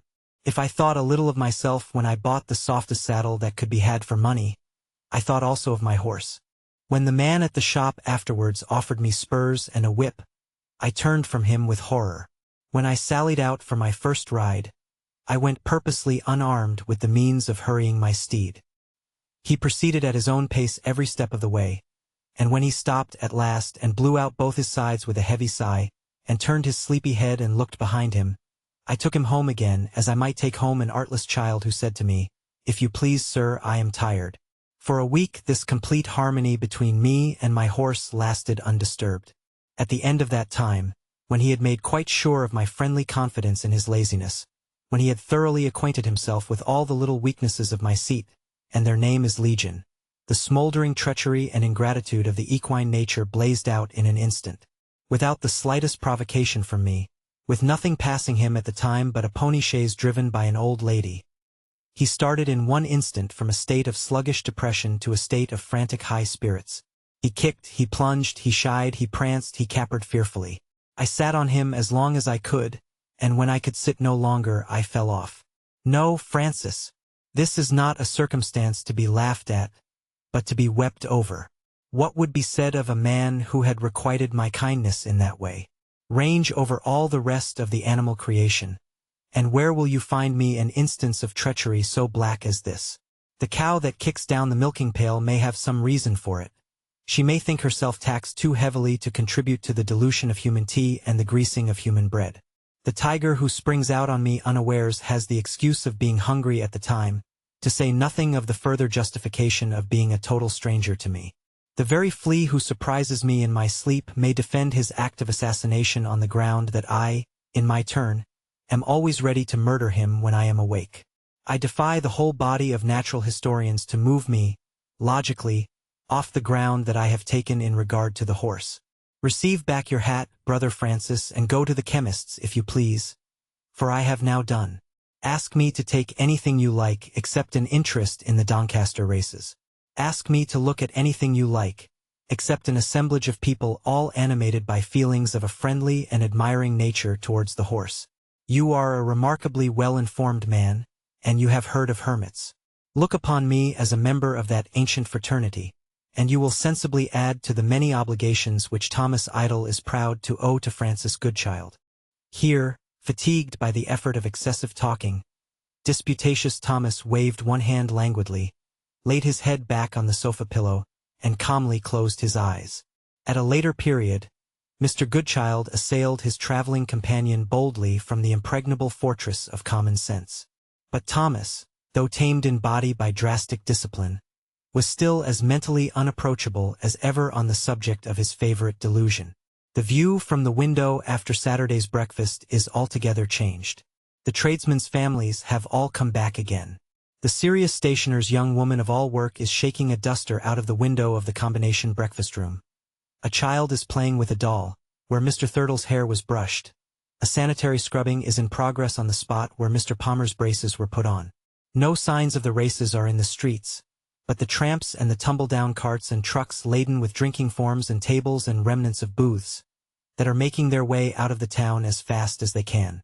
The Angel, which has been cleared for action all the week, already begins restoring every neat and comfortable article of furniture to its own neat and comfortable place. The Angel's daughters, pleasanter angels Mr. Idle and Mr. Goodchild never saw, nor more quietly expert in their business, nor more superior to the common vice of being above it, have a little time to rest, and to air their cheerful faces among the flowers in the yard. It is market day. The market looks unusually natural, comfortable, and wholesome. The market people too. The town seems quite restored, when, hark! A metallic bray, the gong donkey. The wretched animal has not cleared off with the rest, but is here, under the window. How much more inconceivably drunk now, how much more begrimed of paw, how much more tight of calico hide, how much more stained and daubed and dirty and dunghilly, from his horrible broom to his tender toes, who shall say? He cannot even shake the bray out of himself now, without laying his cheek so near to the mud of the street, that he pitches over after delivering it. Now prone in the mud and now backing himself up against shop windows, the owners of which come out in terror to remove him. Now in the drinking shop and now in the tobacconist's, where he goes to buy tobacco, and makes his way into the parlor, and where he gets a cigar which in half a minute he forgets to smoke. Now dancing, now dozing, now cursing, and now complimenting my lord, the colonel, the noble captain, and your honorable worship, the gong donkey kicks up his heels, occasionally, braying, until suddenly, he beholds the dearest friend he has in the world coming down the street. The dearest friend the gong donkey has in the world is a sort of jackal in a dull, mangy, black hide, of such small pieces that it looks as if it were made of blacking bottles turned inside out and cobbled together. The dearest friend in the world, inconceivably drunk too, advances at the gong donkey, with a hand on each thigh, in a series of humorous springs and stops, wagging his head as he comes. The gong donkey, regarding him with attention and with the warmest affection, suddenly perceives that he is the greatest enemy he has in the world, and hits him hard in the countenance. The astonished jackal closes with the donkey, and they roll over and over in the mud, pummeling one another. A police inspector, supernaturally endowed with patience, who has long been looking on from the Guildhall steps, says to a myrmidon, Lock 'em up. Bring 'em in. Appropriate finish to the grand race week. The gong donkey, captive and last trace of it, conveyed into limbo, where they cannot do better than keep him until next race week. The jackal is wanted too, and is much looked for over the way and up and down. But, having had the good fortune to be undermost at the time of the capture, he has vanished into air. On Saturday afternoon, Mr. Goodchild walks out and looks at the course. It is quite deserted. Heaps of broken crockery and bottles are raised to its memory, and correct cards and other fragments of paper are blowing about it, as the regulation little paper books, carried by the French soldiers in their breasts, were seen, soon after the battle was fought, blowing idly about the plains of Waterloo. Where will these present idle leaves be blown by the idle winds? And where will the last of them be one day lost and forgotten? An idle question and an idle thought. And with it Mr. Idle fitly makes his bow, and Mr. Goodchild his, and thus ends the lazy tour of two idle apprentices. It was so very pleasant to see these things in such a lonesome by-place, so very agreeable to find these evidences of a taste, however homely, that went beyond the beautiful cleanliness and trimness of the house, so fanciful to imagine what a wonder a room must be to the little children born in the gloomy village, what grand impressions of it those of them who became wanderers over the earth would carry away, and how, at distant ends of the world, some old voyagers would die, cherishing the belief that the finest apartment known to men was once in the Heskett Newmarket Inn, in rare old Cumberland. It was such a charmingly lazy pursuit to entertain these rambling thoughts over the choice oatcake and the genial whiskey, that Mr. Idle and Mr. Goodchild never asked themselves how it came to pass that the men in the fields were never heard of more, how the stalwart landlord replaced them without explanation, how his dog-cart came to be waiting at the door, and how everything was arranged, without the least arrangement for climbing to old Carrock's shoulders, and standing on his head. Without a word of inquiry, therefore, the two idle apprentices drifted out resignedly into a fine, soft, close, drowsy, penetrating rain, got into the landlord's light dog-cart, and rattled off through the village for the foot of Carrock. The journey at the outset was not remarkable. The Cumberland road went up and down like all other roads. The Cumberland curs burst out from backs of cottages and barked like other curs, and the Cumberland peasantry stared after the dog-cart amazedly, as long as it was in sight like the rest of their race. The approach to the foot of the mountain resembled the approaches to the feet of most other mountains all over the world. The cultivation gradually ceased, the trees grew gradually rare, the road became gradually rougher, and the sides of the mountain looked gradually more and more lofty, and more difficult to get up. The dog-cart was left at a lonely farmhouse. The landlord borrowed a large umbrella, and, assuming in an instant the character of the most cheerful and adventurous of guides, led the way to the ascent. Mr. Goodchild looked eagerly at the top of the mountain, and, feeling apparently that he was now going to be very lazy indeed, shone all over wonderfully to the eye, under the influence of the contentment within and the moisture without. Only in the bosom of Mr. Thomas Idle did despondency now hold her gloomy state. He kept it a secret, but he would have given a very handsome sum, when the ascent began, to have been back again at the inn. The sides of Carrock looked fearfully steep, and the top of Carrock was hidden in mist. The rain was falling faster and faster. The knees of Mr. Idle, always weak on walking excursions, shivered and shook with fear and damp. The wet was already penetrating through the young man's outer coat to a brand-new shooting jacket, for which he had reluctantly paid the large sum of 2 guineas on leaving town. He had no stimulating refreshment about him but a small packet of clammy gingerbread nuts. He had nobody to give him an arm, nobody to push him gently behind, nobody to pull him up tenderly in front, nobody to speak to who really felt the difficulties of the ascent, the dampness of the rain, the denseness of the mist, and the unutterable folly of climbing, undriven, up any steep place in the world, when there is level ground within reach to walk on instead. Was it for this that Thomas had left London? London, where there are nice short walks in level public gardens, with benches of repose set up at convenient distances for weary travelers. London, where rugged stone is humanely pounded into little lumps for the road, and intelligently shaped into smooth slabs for the pavement. No, it was not for the laborious ascent of the crags of Carrock that Idle had left his native city, and travelled to Cumberland. Never did he feel more disastrously convinced that he had committed a very grave error in judgment than when he found himself standing in the rain at the bottom of a steep mountain, and knew that the responsibility rested on his weak shoulders of actually getting to the top of it. The honest landlord went first, the beaming good child followed, the mournful idol brought up the rear. From time to time, the two foremost members of the expedition changed places in the order of march. But the rearguard never altered his position. Up the mountain or down the mountain, in the water or out of it, over the rocks, through the bogs, skirting the heather, Mr. Thomas Idle was always the last, and was always the man who had to be looked after and waited for. At first the ascent was delusively easy, the sides of the mountain sloped gradually, and the material of which they were composed was a soft spongy turf, very tender and pleasant to walk upon.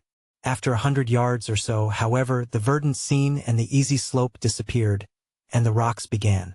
Not noble, massive rocks, standing upright, keeping a certain regularity in their positions, and possessing, now and then, flat tops to sit upon, but little irritating, comfortless rocks, littered about anyhow by nature. Treacherous, disheartening rocks of all sorts of small shapes and small sizes, bruisers of tender toes and trippers up of wavering feet. When these impediments were passed, heather and slough followed. Here the steepness of the ascent was slightly mitigated, and here the exploring party of three turned round to look at the view below them. The scene of the moorland and the fields was like a feeble watercolor drawing half sponged out. The mist was darkening, the rain was thickening, the trees were dotted about like spots of faint shadow, the division lines which mapped out the fields were all getting blurred together, and the lonely farmhouse where the dog-cart had been left loomed spectral in the gray light like the last human dwelling at the end of the habitable world.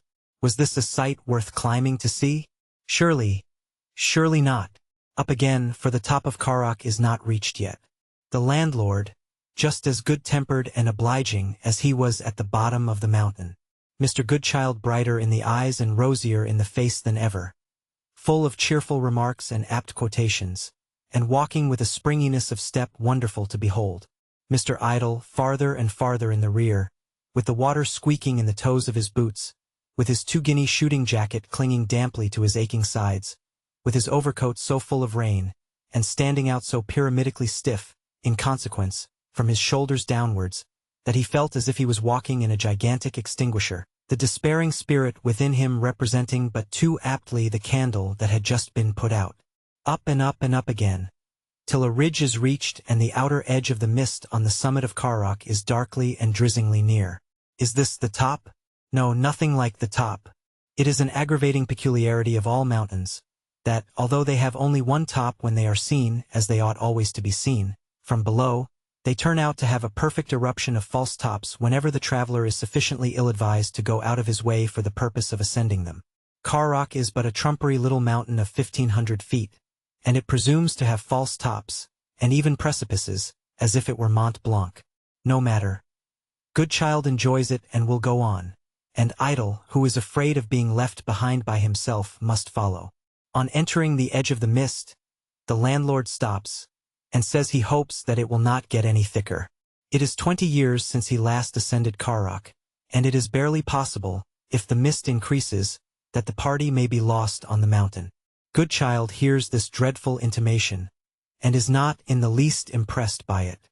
He marches for the top that is never to be found, as if he was the wandering Jew, bound to go on forever, in defiance of everything. The landlord faithfully accompanies him. The two, to the dim eye of Idle far below, look in the exaggerative mist, like a pair of friendly giants, mounting the steps of some invisible castle together.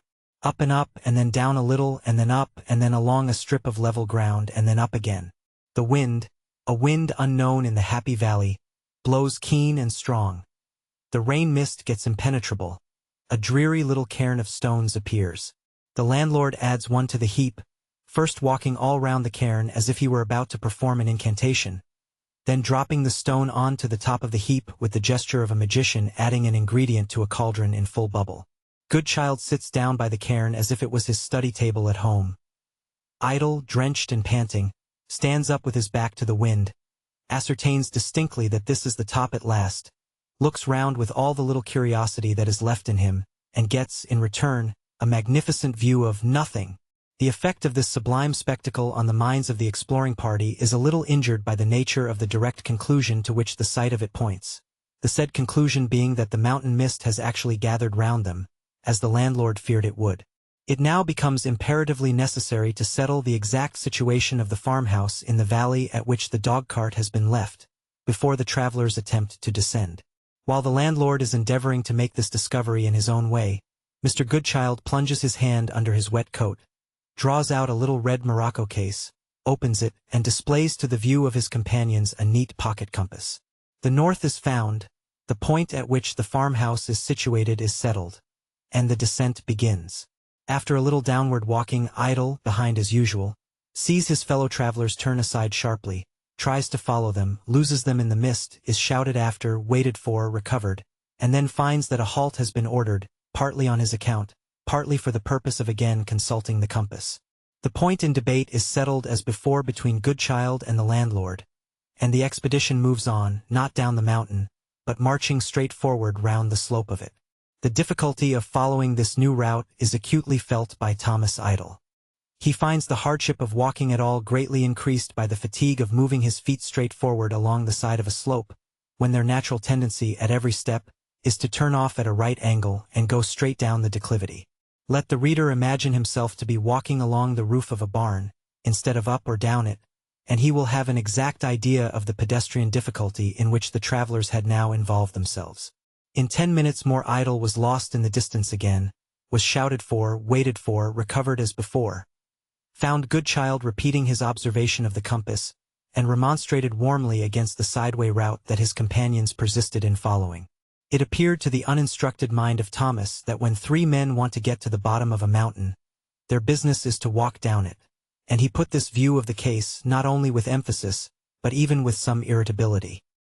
He was answered from the scientific eminence of the compass on which his companions were mounted, that there was a frightful chasm somewhere near the foot of Carrock, called the Black Arches, into which the travelers were sure to march in the mist, if they risked continuing the descent from the place where they had now halted. Idle received this answer with the silent respect which was due to the commanders of the expedition, and followed along the roof of the barn, or rather the side of the mountain, reflecting upon the assurance which he received on starting again, that the object of the party was only to gain a certain point, and, this haven attained, to continue the descent afterwards until the foot of Carrock was reached. Though quite unexceptionable as an abstract form of expression, the phrase "a certain point" has the disadvantage of sounding rather vaguely when it is pronounced on unknown ground, under a canopy of mist much thicker than a London fog. Nevertheless, after the compass, this phrase was all the clue the party had to hold by, and Idle clung to the extreme end of it as hopefully as he could. More sideway walking, thicker and thicker mist, all sorts of points reached except the certain point. Third loss of Idle, third shouts for him, third recovery of him, third consultation of compass. Mr. Goodchild draws it tenderly from his pocket, and prepares to adjust it on a stone. Something falls on the turf, it is the glass. Something else drops immediately after, it is the needle. The compass is broken, and the exploring party is lost. It is the practice of the English portion of the human race to receive all great disasters in dead silence. Mr. Goodchild restored the useless compass to his pocket without saying a word. Mr. Idle looked at the landlord, and the landlord looked at Mr. Idle. There was nothing for it now but to go on blindfold, and trust to the chapter of chances. Accordingly, the lost travelers moved forward, still walking round the slope of the mountain, still desperately resolved to avoid the Black Arches, and to succeed in reaching the certain point. A quarter of an hour brought them to the brink of a ravine, at the bottom of which there flowed a muddy little stream. Here another halt was called, and another consultation took place. The landlord, still clinging pertinaciously to the idea of reaching the point, voted for crossing the ravine, and going on round the slope of the mountain. Mr. Goodchild, to the great relief of his fellow traveler, took another view of the case, and backed Mr. Idle's proposal to descend Carrock at once, at any hazard, the rather as the running stream was a sure guide to follow from the mountain to the valley. Accordingly, the party descended to the rugged and stony banks of the stream, and here again Thomas lost ground sadly, and fell far behind his traveling companions. Not much more than 6 weeks had elapsed since he had sprained one of his ankles, and he began to feel this same ankle getting rather weak when he found himself among the stones that were strewn about the running water. Goodchild and the landlord were getting farther and farther ahead of him. He saw them cross the stream and disappear round a projection on its banks. He heard them shout the moment after as a signal that they had halted and were waiting for him. Answering the shout, he mended his pace, crossed the stream where they had crossed it, and was within one step of the opposite bank, when his foot slipped on a wet stone. His weak ankle gave a twist outwards, a hot, rending, tearing pain ran through it at the same moment, and down fell the idlest of the two idle apprentices, crippled in an instant. The situation was now, in plain terms, one of absolute danger. There lay Mr. Idle writhing with pain. There was the mist as thick as ever. There was the landlord as completely lost as the strangers whom he was conducting. And there was the compass broken in Goodchild's pocket. To leave the wretched Thomas on unknown ground was plainly impossible, and to get him to walk with a badly sprained ankle seemed equally out of the question. However, Goodchild, brought back by his cry for help, bandaged the ankle with a pocket handkerchief, and assisted by the landlord, raised the crippled apprentice to his legs, offered him a shoulder to lean on, and exhorted him for the sake of the whole party to try if he could walk. Thomas, assisted by the shoulder on one side, and a stick on the other, did try, with what pain and difficulty those only can imagine who have sprained an ankle and have had to tread on it afterwards. At a pace adapted to the feeble hobbling of a newly lamed man, the lost party moved on, perfectly ignorant whether they were on the right side of the mountain or the wrong, and equally uncertain how long Idle would be able to contend with the pain in his ankle, before he gave in altogether and fell down again, unable to stir another step. Slowly and more slowly, as the clog of crippled Thomas weighed heavily and more heavily on the march of the expedition, the lost travelers followed the windings of the stream, till they came to a faintly marked cart track, branching off nearly at right angles to the left. After a little consultation it was resolved to follow this dim vestige of a road in the hope that it might lead to some farm or cottage, at which Idle could be left in safety. It was now getting on towards the afternoon, and it was fast becoming more than doubtful whether the party, delayed in their progress as they now were, might not be overtaken by the darkness before the right route was found, and be condemned to pass the night on the mountain, without bit or drop to comfort them in their wet clothes. The cart track grew fainter and fainter, until it was washed out altogether by another little stream, dark, turbulent, and rapid. The landlord suggested, judging by the color of the water, that it must be flowing from one of the lead mines in the neighborhood of Carrock, and the travelers accordingly kept by the stream for a little while, in the hope of possibly wandering towards help in that way. After walking forward about 200 yards, they came upon a mine indeed, but a mine exhausted and abandoned. A dismal, ruinous place, with nothing but the wreck of its works and buildings left to speak for it. Here there were a few sheep feeding. The landlord looked at them earnestly, thought he recognized the marks on them, then thought he did not, finally gave up the sheep in despair, and walked on just as ignorant of the whereabouts of the party as ever. The march in the dark, literally as well as metaphorically in the dark, had now been continued for 3/4 of an hour from the time when the crippled apprentice had met with his accident. Mr. Idle, with all the will to conquer the pain in his ankle, and to hobble on, found the power rapidly failing him, and felt that another 10 minutes at most would find him at the end of his last physical resources. He had just made up his mind on this point, and was about to communicate the dismal result of his reflections to his companions, when the mist suddenly brightened, and begun to lift straight ahead. In another minute, the landlord, who was in advance, proclaimed that he saw a tree. Before long, other trees appeared, then a cottage, then a house beyond the cottage and a familiar line of road rising behind it. Last of all, Carrock itself loomed darkly into view, far away to the right hand. The party had not only got down the mountain without knowing how, but had wandered away from it in the mist, without knowing why, away, far down on the very moor by which they had approached the base of Carrock that morning. The happy lifting of the mist, and the still happier discovery that the travelers had groped their way, though by a very roundabout direction, to within a mile or so of the part of the valley in which the farmhouse was situated, restored Mr. Idle's sinking spirits and reanimated his failing strength. While the landlord ran off to get the dog-cart, Thomas was assisted by Goodchild to the cottage which had been the first building seen when the darkness brightened, and was propped up against the garden wall, like an artist's lay figure waiting to be forwarded, until the dog-cart should arrive from the farmhouse below. In due time, and a very long time it seemed to Mr. Idle, the rattle of wheels was heard, and the crippled apprentice was lifted into the seat. As the dog-cart was driven back to the inn, The landlord related an anecdote which he had just heard at the farmhouse, of an unhappy man who had been lost, like his two guests and himself on Carrock, who had passed the night there alone, who had been found the next morning, scared and starved, and who never went out afterwards except on his way to the grave. Mr. Idle heard this sad story, and derived at least one useful impression from it.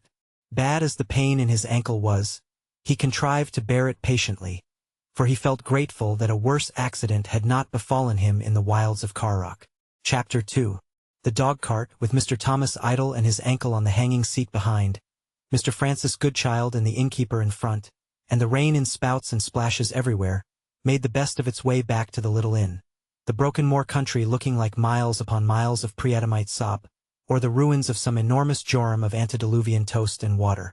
The trees dripped, the eaves of the scattered cottages dripped, the barren stone walls dividing the land dripped, the yelping dogs dripped, carts and wagons under ill-roofed penthouses dripped, melancholy cocks and hens perching on their shafts, or seeking shelter underneath them, dripped. Mr. Goodchild dripped, Thomas Idle dripped, the innkeeper dripped, the mare dripped, the vast curtains of mist and cloud passed before the shadowy forms of the hills, streamed water as they were drawn across the landscape, down such steep pitches that the mare seemed to be trotting on her head, and up such steep pitches that she seemed to have a supplementary leg in her tail. The dog-cart jolted and tilted back to the village. It was too wet for the women to look out. It was too wet even for the children to look out. All the doors and windows were closed, and the only sign of life or motion was in the rain-punctured puddles.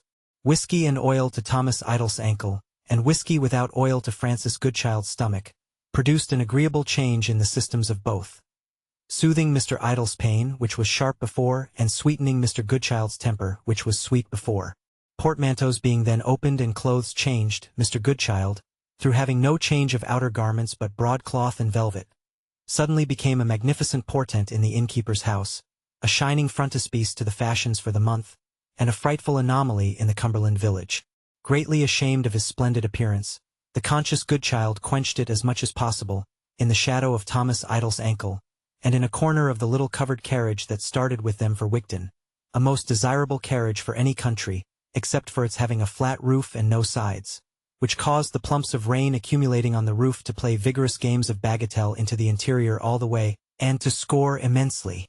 It was comfortable to see how the people coming back in open carts from Wigton Market made no more of the rain than if it were sunshine, how the Wigton policeman taking a country walk of half a dozen miles, apparently for pleasure, in resplendent uniform accepted saturation as his normal state, how clerks and schoolmasters in black loitered along the road without umbrellas, getting varnished at every step, how the Cumberland girls, coming out to look after the Cumberland cows, shook the rain from their eyelashes and laughed it away, and how the rain continued to fall upon all, as it only does fall in hill countries. Wigton Market was over, and its bare booths were smoking with rain all down the street. Mr. Thomas Idle, melodramatically carried to the inn's first floor, and laid upon 3 chairs. He should have had the sofa, if there had been one.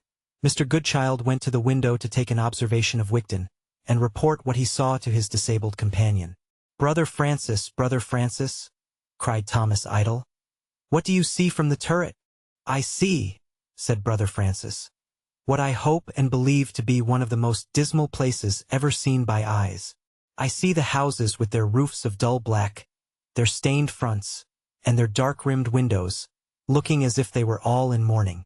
As every little puff of wind comes down the street, I see a perfect train of rain let off along the wooden stalls in the marketplace and exploded against me. I see a very big gas lamp in the center which I know, by a secret instinct, will not be lighted tonight. I see a pump, with a trivet underneath its spout whereon to stand the vessels that are brought to be filled with water. I see a man come to pump, and he pumps very hard, but no water follows, and he strolls empty away. Brother Francis, cried Thomas Idle. What more do you see from the turret, besides the man and the pump, and the trivet and the houses all in mourning and the rain? I see, said Brother Francis, 1, 2, 3, 4, 5 linendrapers' shops in front of me. I see a linendraper's shop next door to the right, and there are 5 more linendrapers' shops down the corner to the left. 11 homicidal linendrapers' shops within a short stone's throw, each with its hands at the throats of all the rest. Over the small first floor of one of these linen-drapers' shops appears the wonderful inscription, Bank. Brother Francis, cried Thomas Idle. What more do you see from the turret, besides the 11 homicidal linen-drapers' shops, and the wonderful inscription, Bank? On the small first floor, and the man and the pump and the trivet and the houses all in mourning and the rain? I see, said Brother Francis. The depository for Christian knowledge, and through the dark vapor I think I again make out Mr. Spurgeon looming heavily. Her Majesty the Queen, God bless her, printed in colors, I am sure I see. I see the illustrated London news of several years ago, and I see a sweetmeat shop, which the proprietor calls a salt warehouse, with one small female child in a cotton bonnet looking in on tiptoe, oblivious of rain. And I see a watchmaker's with only 3 great pale watches of a dull metal hanging in his window, each in a separate pane. Brother Francis, cried Thomas Idle. What more do you see of Wigton, besides these objects, and the man and the pump and the trivet and the houses all in mourning and the rain? I see nothing more, said Brother Francis. And there is nothing more to see except the curl-paper bill of the theatre, which was opened and shut last week. The manager's family played all the parts. And the short, square, chinky omnibus that goes to the railway, and leads 2 rattling a life over the stones to hold together long. Oh yes, now, I see 2 men with their hands in their pockets and their backs towards me. Brother Francis, cried Thomas Idle. What do you make out from the turret, of the expression of the 2 men with their hands in their pockets and their backs towards you? They are mysterious men, said Brother Francis. With inscrutable backs. They keep their backs towards me with persistency. If one turns an inch in any direction, the other turns an inch in the same direction and no more. They turn very stiffly on a very little pivot, in the middle of the marketplace. Their appearance is partly of a mining, partly of a ploughing, partly of a stable character. They are looking at nothing very hard. Their backs are slouched, and their legs are curved with much standing about. Their pockets are loose and dog's-eared, on account of their hands being always in them. They stand to be rained upon, without any movement of impatience or dissatisfaction, and they keep so close together that an elbow of each jostles an elbow of the other, but they never speak. They spit at times, but speak not. I see it growing darker and darker, and still I see them, sole visible population of the place, standing to be rained upon with their backs towards me, and looking at nothing very hard. Brother Francis, cried Thomas Idle. Before you draw down the blind of the turret and come in to have your head scorched by the hot gas, see if you can, and impart to me, something of the expression of those 2 amazing men. The murky shadows, said Francis Goodchild, are gathering fast, and the wings of evening and the wings of coal are folding over Wigton. Still, they look at nothing very hard, with their backs towards me. Ah, now they turn, and I see. Brother Francis, cried Thomas Idle. Tell me quickly what you see of the 2 men of Wigton. I see, said Francis Goodchild, that they have no expression at all. And now the town goes to sleep, undazzled by the large unlighted lamp in the marketplace, and let no man wake it. At the close of the next day's journey, Mr. Thomas Idle's ankle became much swollen and inflamed. There are reasons which will presently explain themselves for not publicly indicating the exact direction in which that journey lay, or the place in which it ended. It was a long day's shaking of Thomas Idle over the rough roads, and a long day's getting out and going on before the horses, and fagging up hills, and scouring down hills, on the part of Mr. Goodchild, who in the fatigues of such labors congratulated himself on attaining a high point of idleness.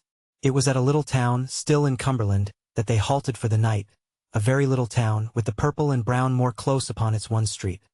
A curious little ancient market cross set up in the midst of it, and the town itself looking much as if it were a collection of great stones piled on end by the Druids long ago, which a few recluse people had since hollowed out for habitations. "Is there a doctor here?" asked Mr. Goodchild, on his knee, of the motherly landlady of the little inn, stopping in his examination of Mr. Idle's ankle with the aid of a candle. "Why, my word," said the landlady, glancing doubtfully at the ankle for herself. "There's Dr. Speddye. Is he a good doctor?" "Why," said the landlady, "I say him so, a coombs efter nae doctor that I ken." "Mare nor witch, A's just the doctor here. Do you think he is at home?" Her reply was, "Gang awa, Jock, and bring him." Jock, a white-headed boy, who, under pretense of stirring up some bay salt in a basin of water for the laving of this unfortunate ankle, had greatly enjoyed himself for the last 10 minutes in splashing the carpet, set off promptly. A very few minutes had elapsed when he showed the doctor in, by tumbling against the door before him and bursting it open with his head. "Gently, Jock, gently," said the doctor as he advanced with a quiet step. "Gentlemen, a good evening. I am sorry that my presence is required here. A slight accident, I hope? A slip and a fall? Yes, yes, yes. Karak, indeed? Ha! Does that pain you, sir? No doubt it does. It is the great connecting ligament here, you see, that has been badly strained.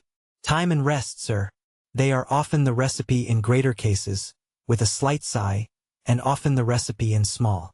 I can send a lotion to relieve you, but we must leave the cure to time and rest." This he said, holding Idle's foot on his knee between his two hands, as he sat over against him.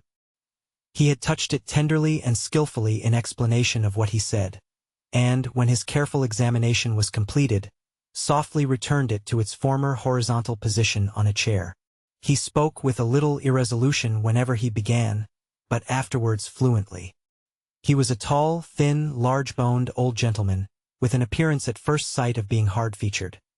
But, at a second glance, the mild expression of his face and some particular touches of sweetness and patience about his mouth corrected this impression and assigned his long professional rides, by day and night, in the bleak hill weather, as the true cause of that appearance. He stooped very little, though past 70 and very gray. His dress was more like that of a clergyman than a country doctor, being a plain black suit, and a plain white neckerchief tied behind like a band. His black was the worse for wear, and there were darns in his coat, and his linen was a little frayed at the hems and edges. He might have been poor, it was likely enough in that out-of-the-way spot, or he might have been a little self-forgetful and eccentric. Anyone could have seen directly that he had neither wife nor child at home. He had a scholarly air with him, and that kind of considerate humanity towards others which claimed a gentle consideration for himself. Mr. Goodchild made this study of him while he was examining the limb, and as he laid it down. Mr. Goodchild wishes to add that he considers it a very good likeness. It came out in the course of a little conversation that Dr. Speddye was acquainted with some friends of Thomas Idle's, and had, when a young man, passed some years in Thomas Idle's birthplace on the other side of England. Certain idle labors, the fruit of Mr. Goodchild's apprenticeship, also happened to be well known to him. The lazy travelers were thus placed on a more intimate footing with the doctor than the casual circumstances of the meeting would of themselves have established, and when Dr. Speddye rose to go home, remarking that he would send his assistant with the lotion, Francis Goodchild said that was unnecessary, for, by the doctor's leave, he would accompany him and bring it back. Having done nothing to fatigue himself for a full quarter of an hour, Francis began to fear that he was not in a state of idleness. Dr. Speddye politely assented to the proposition of Francis Goodchild, as it would give him the pleasure of enjoying a few more minutes of Mr. Goodchild's society than he could otherwise have hoped for, and they went out together into the village street. The rain had nearly ceased, the clouds had broken before a cool wind from the northeast, and stars were shining from the peaceful heights beyond them. Dr. Speddy's house was the last house in the place. Beyond it lay the moor, all dark and lonesome. The wind moaned in a low, dull, shivering manner round the little garden, like a houseless creature that knew the winter was coming. It was exceedingly wild and solitary. "Roses," said the doctor, when Goodchild touched some wet leaves overhanging the stone porch. "But they get cut to pieces." The doctor opened the door with a key he carried, and led the way into a low but pretty ample hall with rooms on either side. The door of one of these stood open, and the doctor entered it, with a word of welcome to his guest. It, too, was a low room, half surgery and half parlor, with shelves of books and bottles against the walls, which were of a very dark hue. There was a fire in the grate, the night being damp and chill. Leaning against the chimney-piece looking down into it, stood the doctor's assistant, a man of a most remarkable appearance, much older than Mr. Goodchild had expected, for he was at least 52, But that was nothing. What was startling in him was his remarkable paleness. His large black eyes, his sunken cheeks, his long and heavy iron-gray hair, his wasted hands, and even the attenuation of his figure, were at first forgotten in his extraordinary pallor. There was no vestige of color in the man. When he turned his face, Francis Goodchild started as if a stone figure had looked round at him. "Mr. Lorne," said the doctor. "Mr. Goodchild." The assistant, in a distraught way, as if he had forgotten something, as if he had forgotten everything, even to his own name and himself, acknowledged the visitor's presence, and stepped further back into the shadow of the wall behind him. But he was so pale that his face stood out in relief against the dark wall, and really could not be hidden so. "Mr. Goodchild's friend has met with accident, Lorne," said Dr. Spedeye. "We want the lotion for a bad sprain." A pause.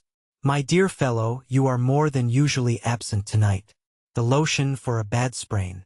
"Ah, yes, directly."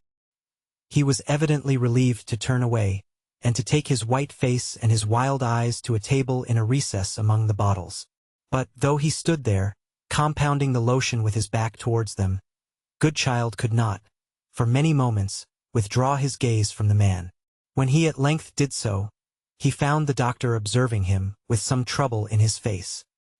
"He is absent," explained the doctor in a low voice. "Always absent. Very absent." "Is he ill?" "No, not ill." "Unhappy?" "I have my suspicions that he was," assented the doctor. "Once." Francis Goodchild could not but observe that the doctor accompanied these words with a benignant and protecting glance at their subject, in which there was much of the expression with which an attached father might have looked at a heavily afflicted son. Yet, that they were not father and son must have been plain to most eyes. The assistant, on the other hand, turning presently to ask the doctor some question, looked at him with a wan smile as if he were his whole reliance and sustainment in life. It was in vain for the doctor in his easy-chair to try to lead the mind of Mr. Goodchild in the opposite easy-chair, away from what was before him. Let Mr. Goodchild do what he would to follow the doctor. His eyes and thoughts reverted to the assistant.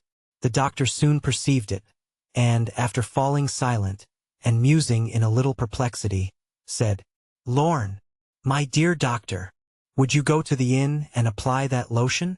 You will show the best way of applying it, far better than Mr. Goodchild can." "With pleasure." The assistant took his hat, and passed like a shadow to the door. "Lorne," said the doctor, calling after him. He returned. "Mr. Goodchild will keep me company till you come home. Don't hurry. Excuse my calling you back." "It is not," said the assistant with his former smile, "the first time you have called me back, dear doctor." With those words he went away. "Mr. Goodchild," said Dr. Spedeye in a low voice, and with his former troubled expression of face, "I have seen that your attention has been concentrated on my friend. He fascinates me. I must apologize to you, but he has quite bewildered and mastered me. I find that a lonely existence and a long secret," said the doctor, drawing his chair a little nearer to Mr. Goodchild's, "become in the course of time very heavy. I will tell you something. You may make what use you will of it under fictitious names. I know I may trust you. I am the more inclined to confidence tonight, through having been unexpectedly led back, by the current of our conversation at the inn, to scenes in my early life. Will you please to draw a little nearer?"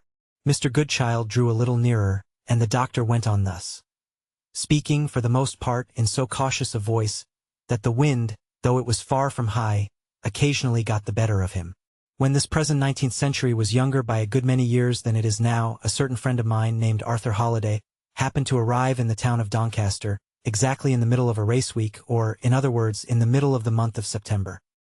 He was one of those reckless, rattle-pated, open-hearted, and open-mouthed young gentlemen, who possess the gift of familiarity in its highest perfection, and who scramble carelessly along the journey of life making friends, as the phrase is, wherever they go.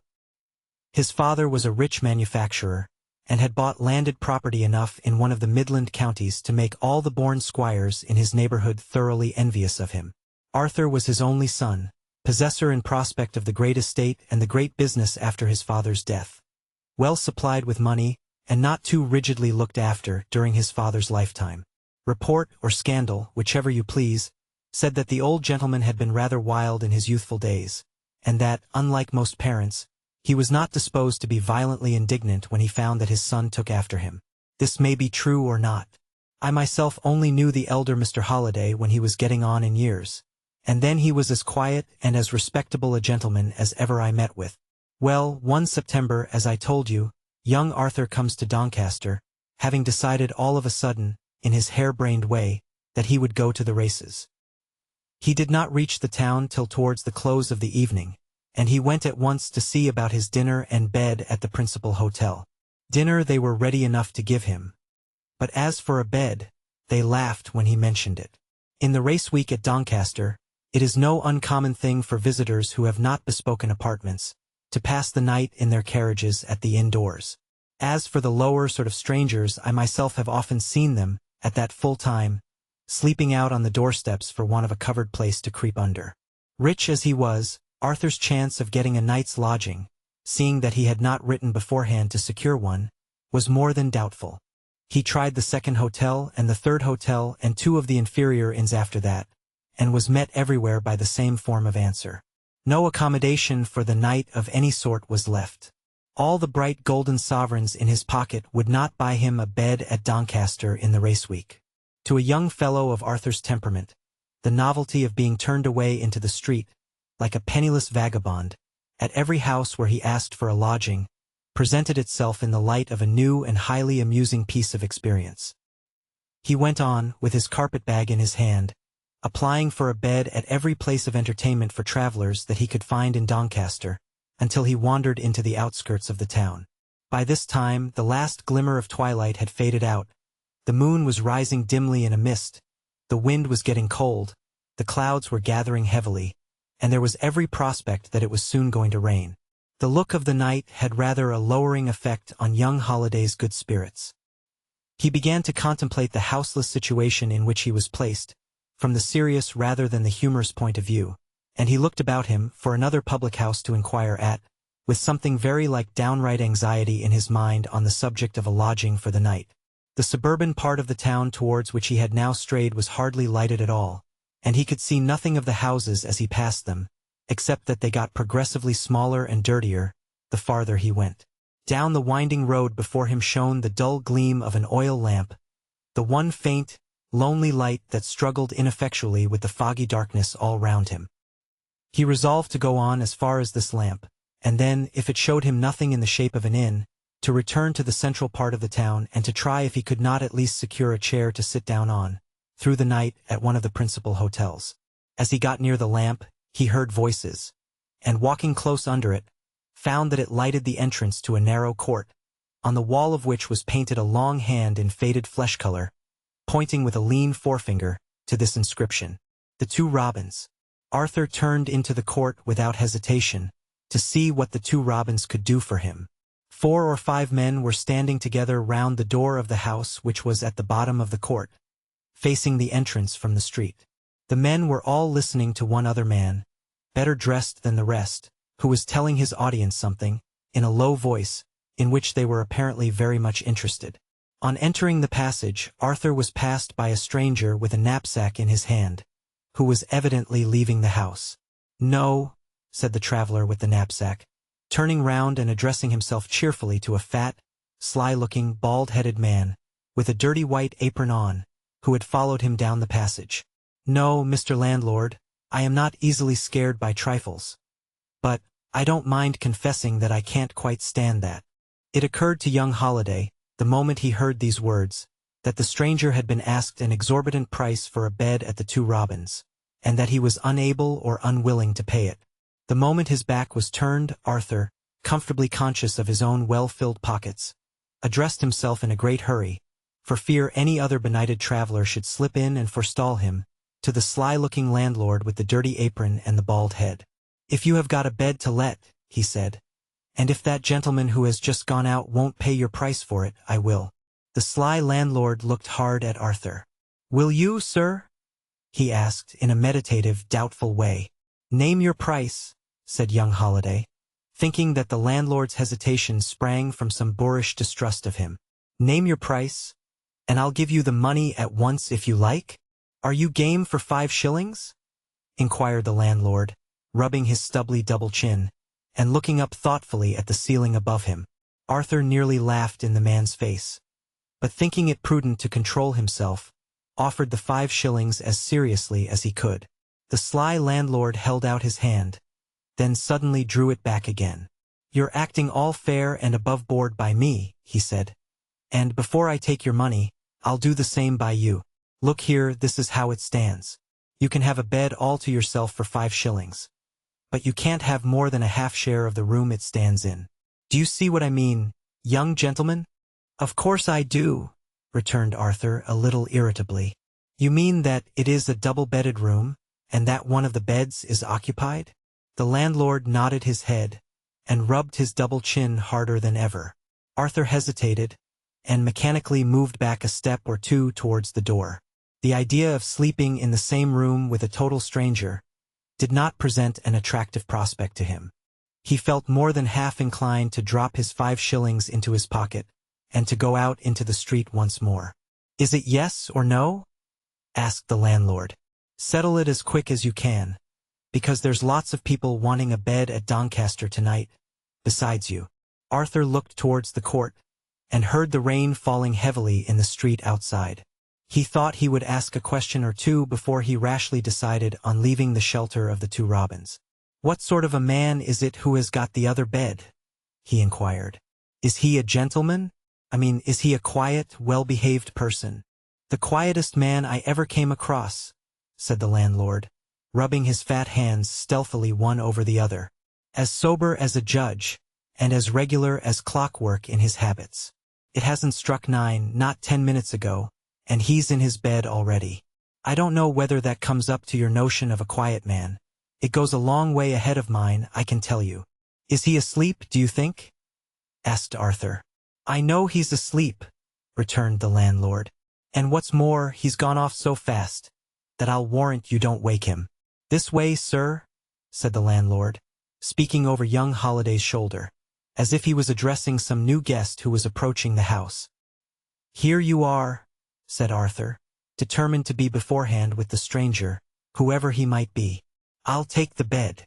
And he handed the 5 shillings to the landlord, who nodded, dropped the money carelessly into his waistcoat pocket, and lighted the candle. "Come up and see the room," said the host of the 2 robins, leading the way to the staircase quite briskly, considering how fat he was. They mounted to the 2nd floor of the house.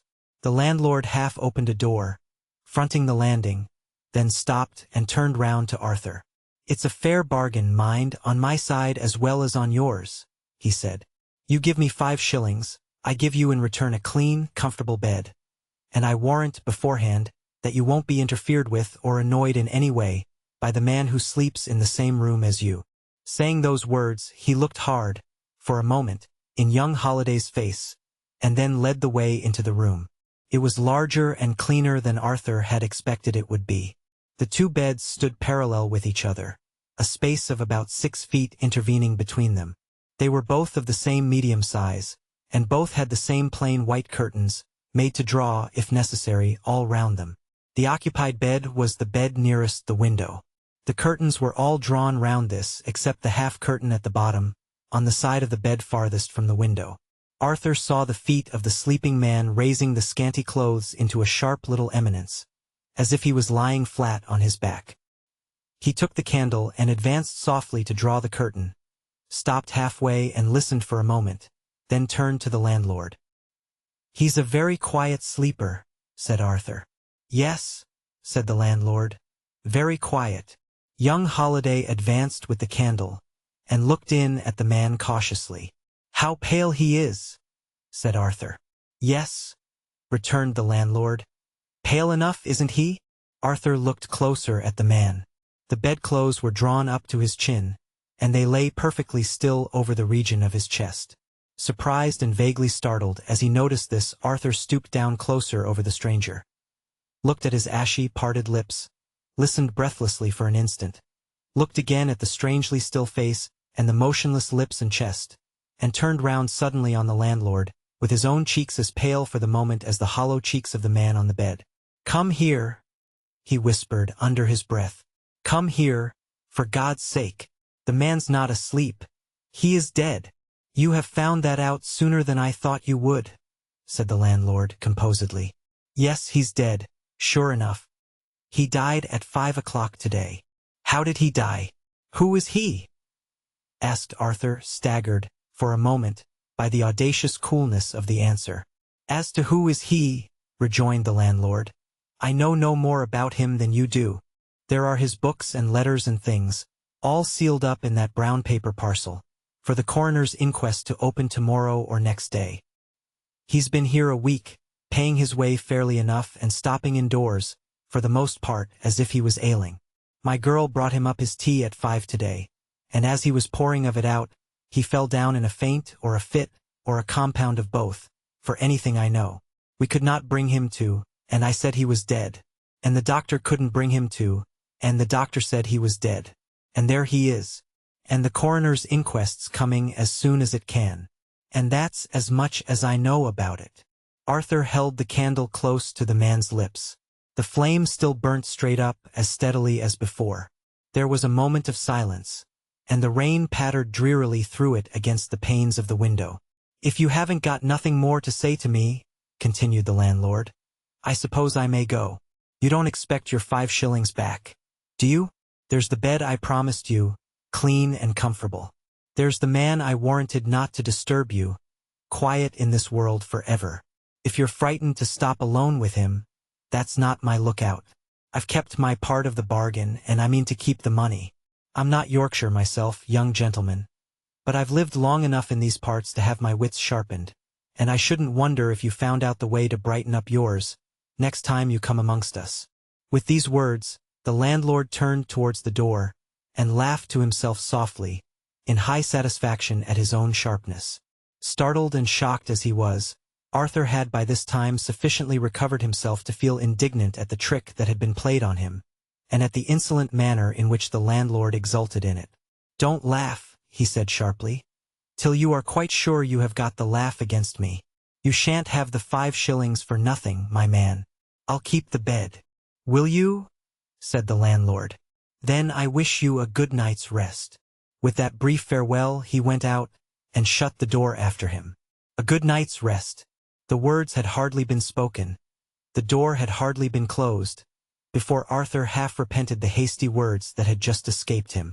Though not naturally oversensitive, and not wanting in courage of the moral as well as the physical sort, the presence of the dead man had an instantaneously chilling effect on his mind when he found himself alone in the room, alone, and bound by his own rash words to stay there till the next morning.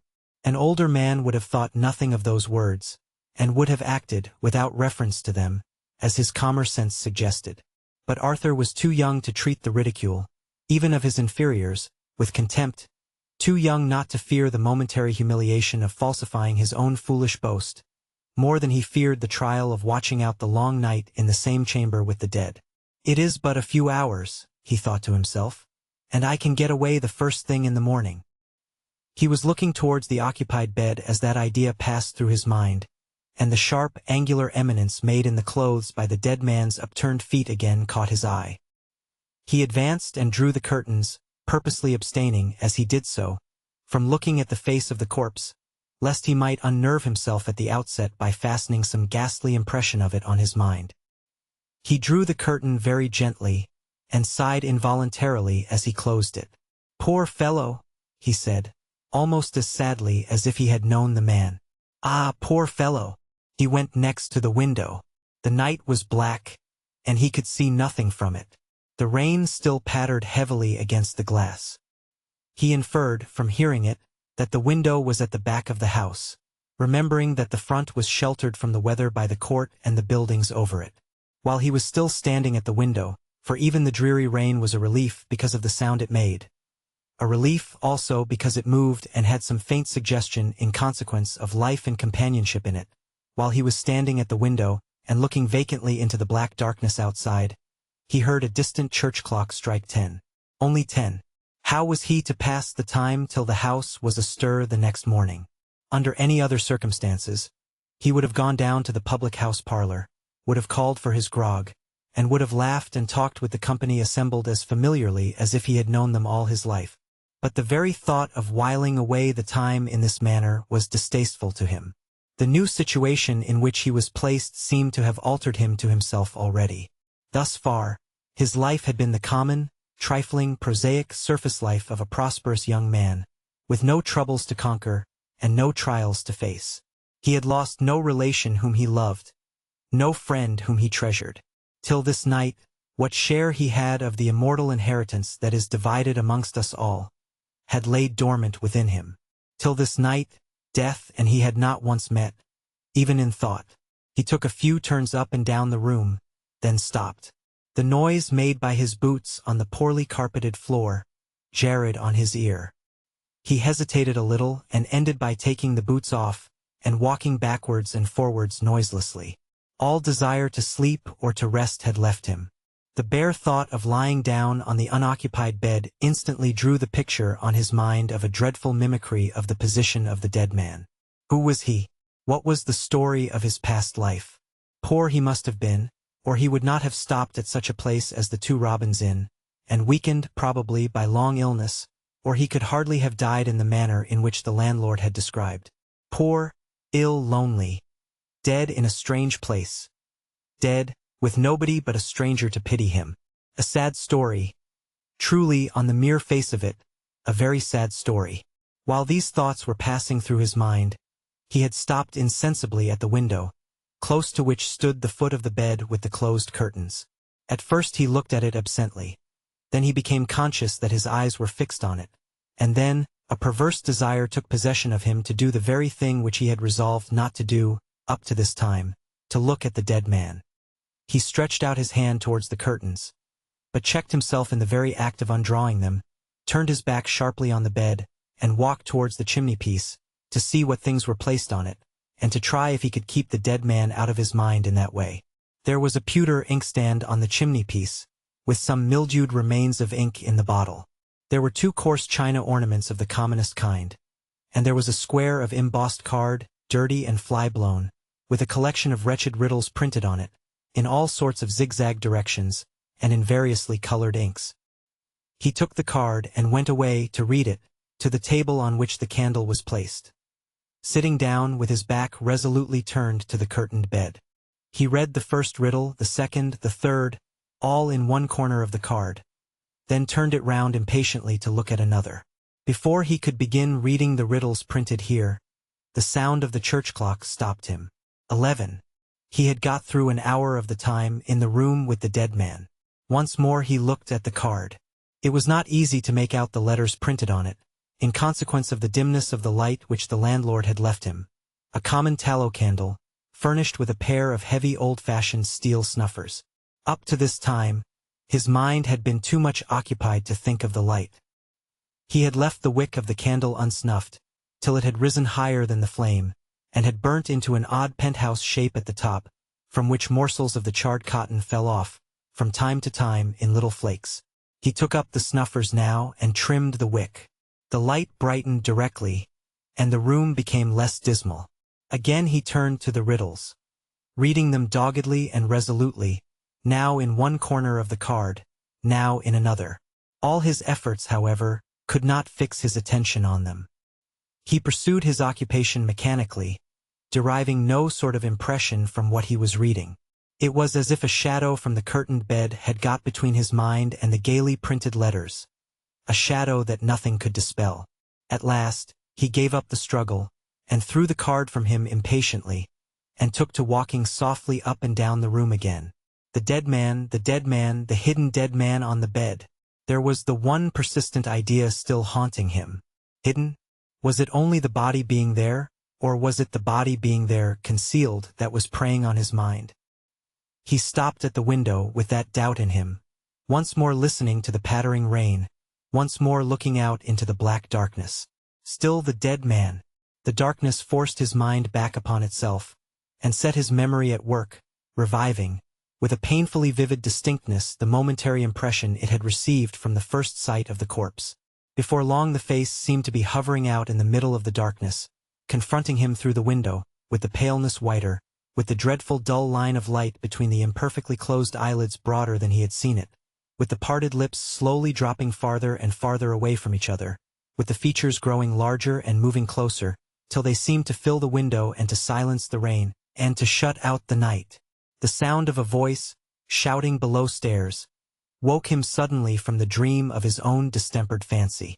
He recognized it as the voice of the landlord. "Shut up at 12, Ben," he heard it say. "I'm off to bed." He wiped away the damp that had gathered on his forehead, reasoned with himself for a little while, and resolved to shake his mind free of the ghastly counterfeit which still clung to it, by forcing himself to confront, if it was only for a moment, the solemn reality. Without allowing himself an instant to hesitate, he parted the curtains at the foot of the bed, and looked through. There was a sad, peaceful, white face, with the awful mystery of stillness on it, laid back upon the pillow. No stir, no change there. He only looked at it for a moment before he closed the curtains again. But that moment steadied him, calmed him, restored him mind and body to himself. He returned to his old occupation of walking up and down the room, persevering in it, this time, till the clock struck again. 12. As the sound of the clock bell died away, it was succeeded by the confused noise, downstairs, of the drinkers in the taproom leaving the house. The next sound, after an interval of silence, was caused by the barring of the door, and the closing of the shutters at the back of the inn. Then the silence followed again, and was disturbed no more. He was alone now, absolutely, utterly, alone with the dead man, till the next morning. The wick of the candle wanted trimming again. He took up the snuffers, but paused suddenly on the very point of using them, and looked attentively at the candle, then back over his shoulder at the curtained bed, then again at the candle. It had been lighted, for the first time, to show him the way upstairs, and 3 parts of it, at least, were already consumed. In another hour it would be burnt out. In another hour, unless he called at once to the man who had shut up the inn, for a fresh candle, he would be left in the dark.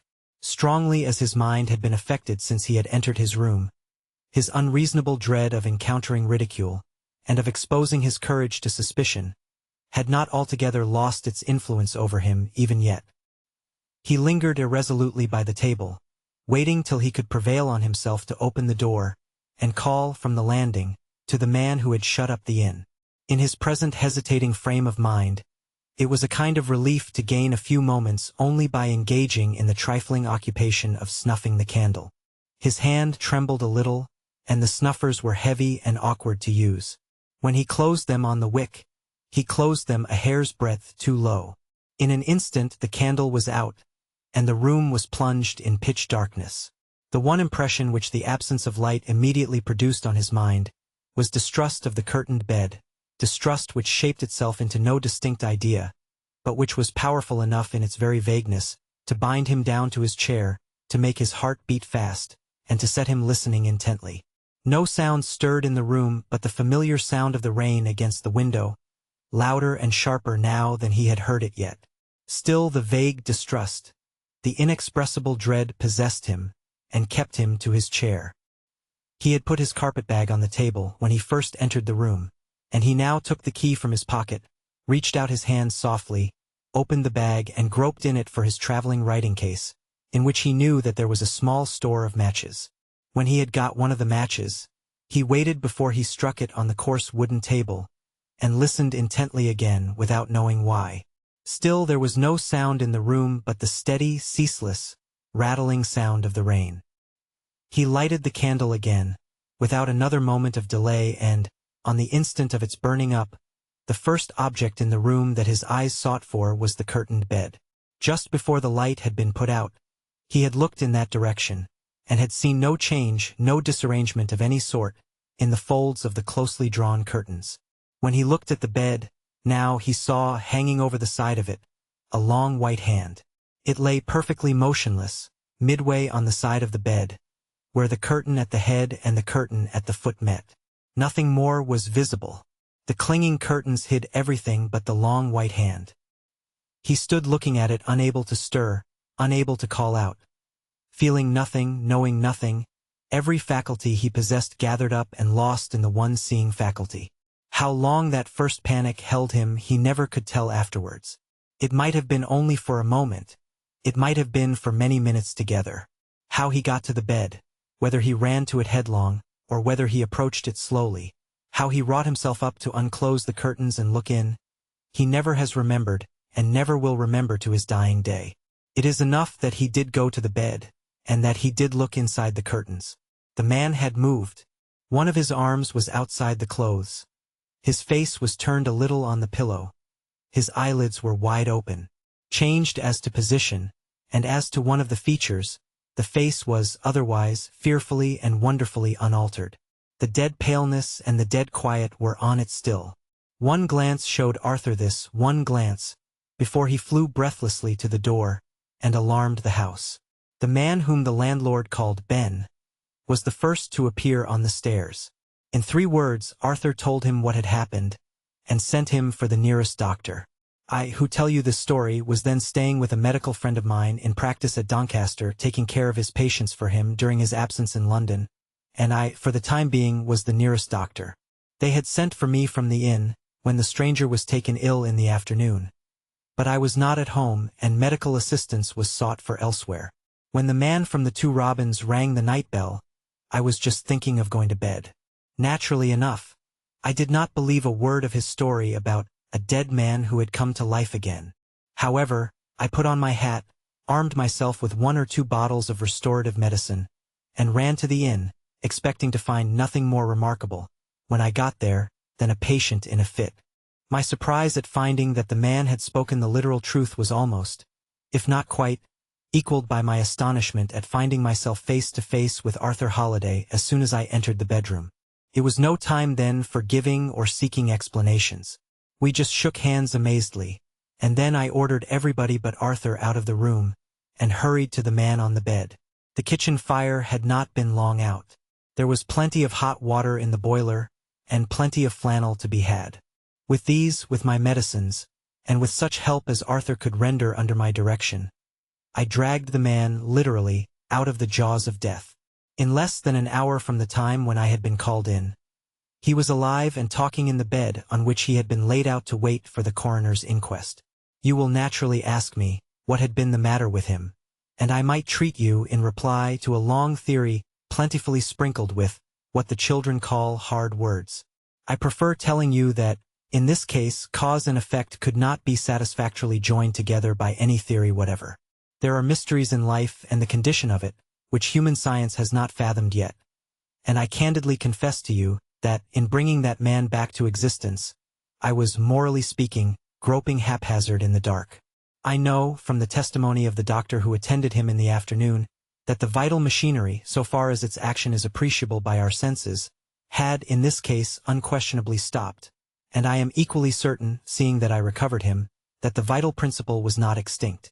When I add that he had suffered from a long and complicated illness, and that his whole nervous system was utterly deranged, I have told you all I really know of the physical condition of my dead-alive patient at the 2 Robins Inn. When he came to, as the phrase goes, he was a startling object to look at, with his colorless face, his sunken cheeks, his wild black eyes, and his long black hair. The first question he asked me about himself, when he could speak, made me suspect that I had been called in to a man in my own profession. I mentioned to him my surmise, and he told me that I was right. He said he had come last from Paris, where he had been attached to a hospital, that he had lately returned to England on his way to Edinburgh to continue his studies, that he had been taken ill on the journey, and that he had stopped to rest and recover himself at Doncaster. He did not add a word about his name or who he was, and, of course, I did not question him on the subject.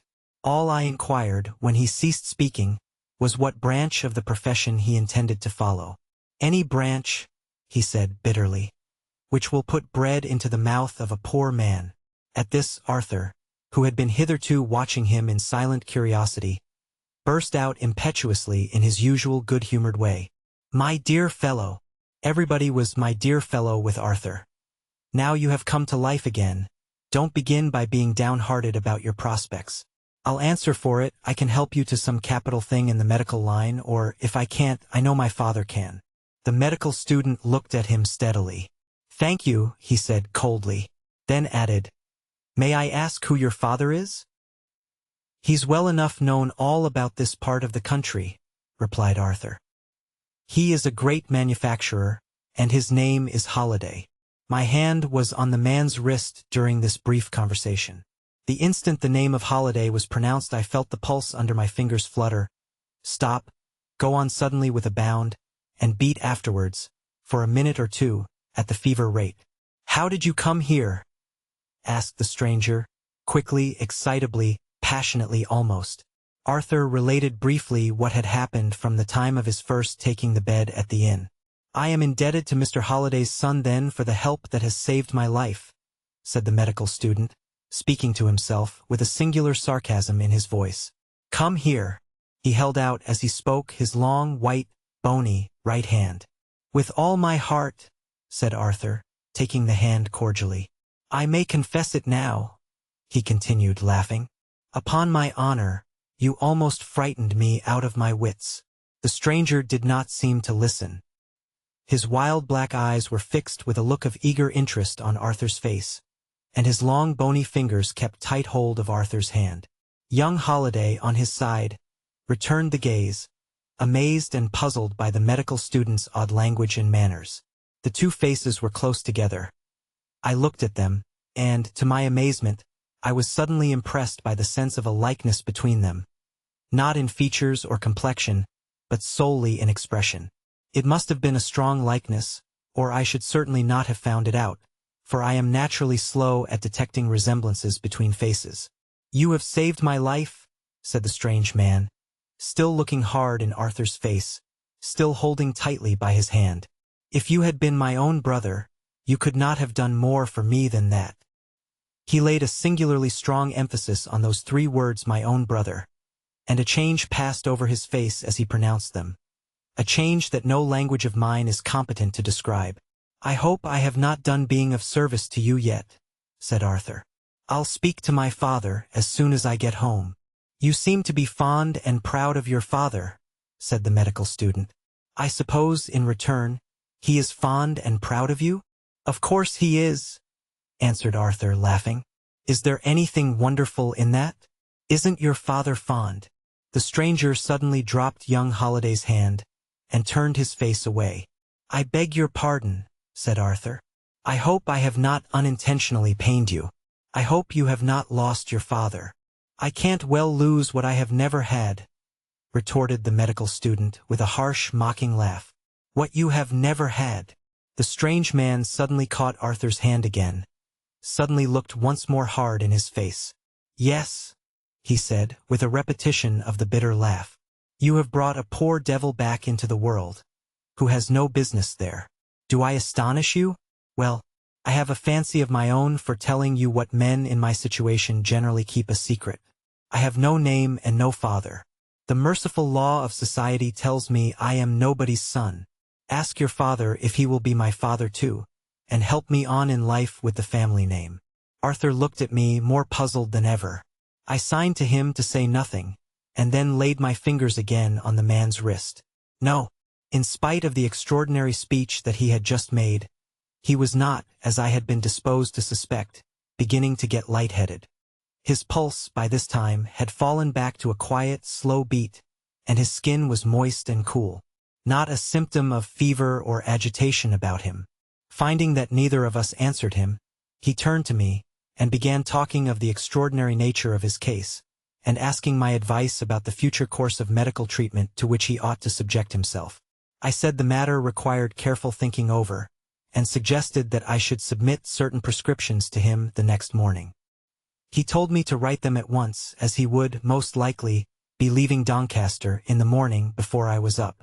It was quite useless to represent to him the folly and danger of such a proceeding as this.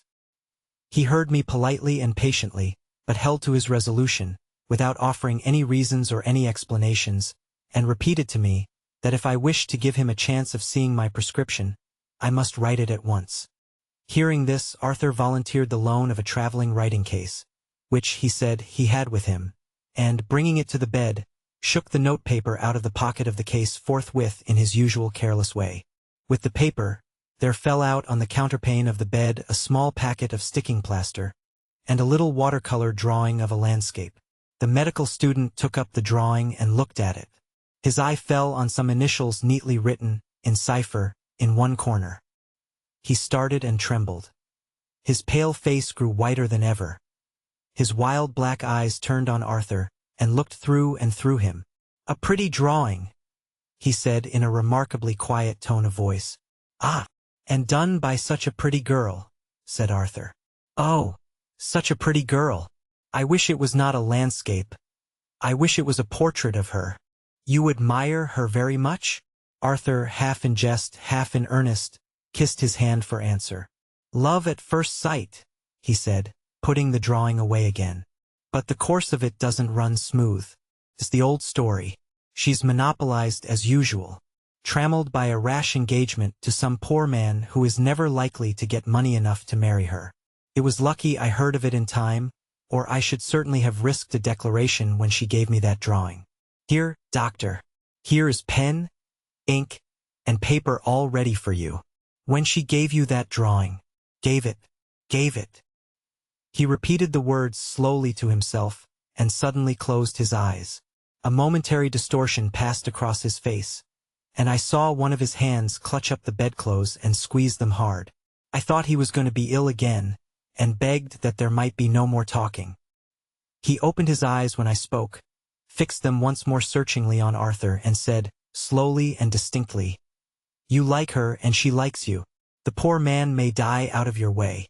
Who can tell that she may not give you herself as well as her drawing, after all?" Before young Holliday could answer, he turned to me and said in a whisper, "Now for the prescription." From that time, though he spoke to Arthur again, he never looked at him more. When I had written the prescription, he examined it, approved of it, and then astonished us both by abruptly wishing us good night. I offered to sit up with him, and he shook his head. Arthur offered to sit up with him, and he said shortly, with his face turned away, "No." I insisted on having somebody left to watch him. He gave way when he found I was determined, and said he would accept the services of the waiter at the inn. "Thank you both," he said as we rose to go. "I have one last favor to ask, not of you, doctor, for I leave you to exercise your professional discretion, but of Mr. Holliday."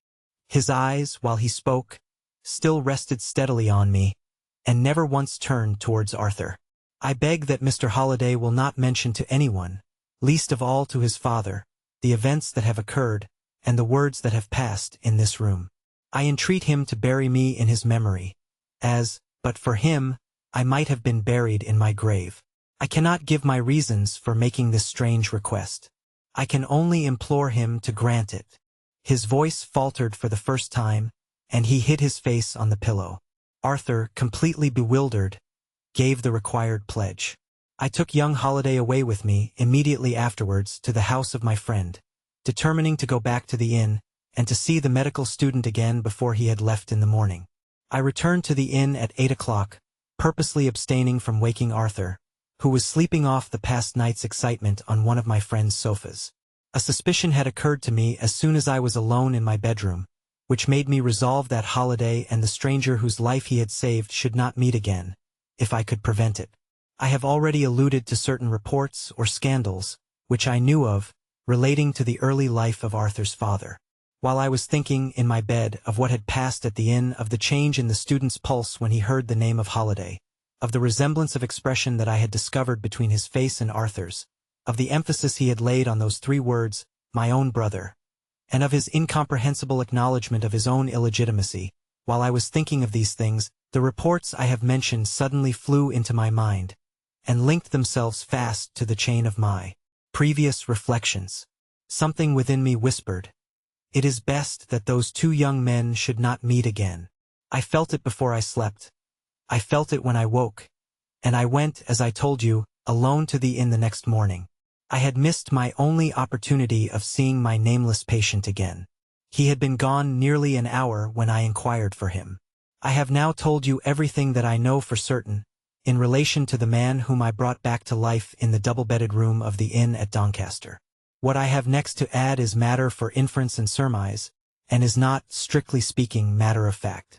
I have to tell you, first, that the medical student turned out to be strangely and unaccountably right in assuming it as more than probable that Arthur Holliday would marry the young lady who had given him the watercolor drawing of the landscape. That marriage took place a little more than a year after the events occurred which I have just been relating. The young couple came to live in the neighborhood in which I was then established in practice. I was present at the wedding, and was rather surprised to find that Arthur was singularly reserved with me, both before and after his marriage, on the subject of the young lady's prior engagement. He only referred to it once, when we were alone, merely telling me, on that occasion, that his wife had done all that honor and duty required of her in the matter, and that the engagement had been broken off with the full approval of her parents. I never heard more from him than this. For 3 years he and his wife lived together happily. At the expiration of that time, the symptoms of a serious illness first declared themselves in Mrs. Arthur Holliday. It turned out to be a long, lingering, hopeless malady. I attended her throughout. We had been great friends when she was well, and we became more attached to each other than ever when she was ill. I had many long and interesting conversations with her in the intervals when she suffered least. The result of one of these conversations I may briefly relate, leaving you to draw any inferences from it that you please. The interview to which I refer occurred shortly before her death. I called one evening, as usual, and found her alone, with a look in her eyes which told me that she had been crying. She only informed me at first that she had been depressed in spirits, but by little and little she became more communicative, and confessed to me that she had been looking over some old letters, which had been addressed to her, before she had seen Arthur, by a man to whom she had been engaged to be married. I asked her how the engagement came to be broken off. She replied that it had not been broken off, but that it had died out in a very mysterious way. The person to whom she was engaged, her first love, she called him, was very poor, and there was no immediate prospect of their being married. He followed my profession and went abroad to study. They had corresponded regularly, until the time when, as she believed, he had returned to England. From that period she heard no more of him. He was of a fretful, sensitive temperament, and she feared that she might have inadvertently done or said something that offended him. However that might be, he had never written to her again, and after waiting a year she had married Arthur.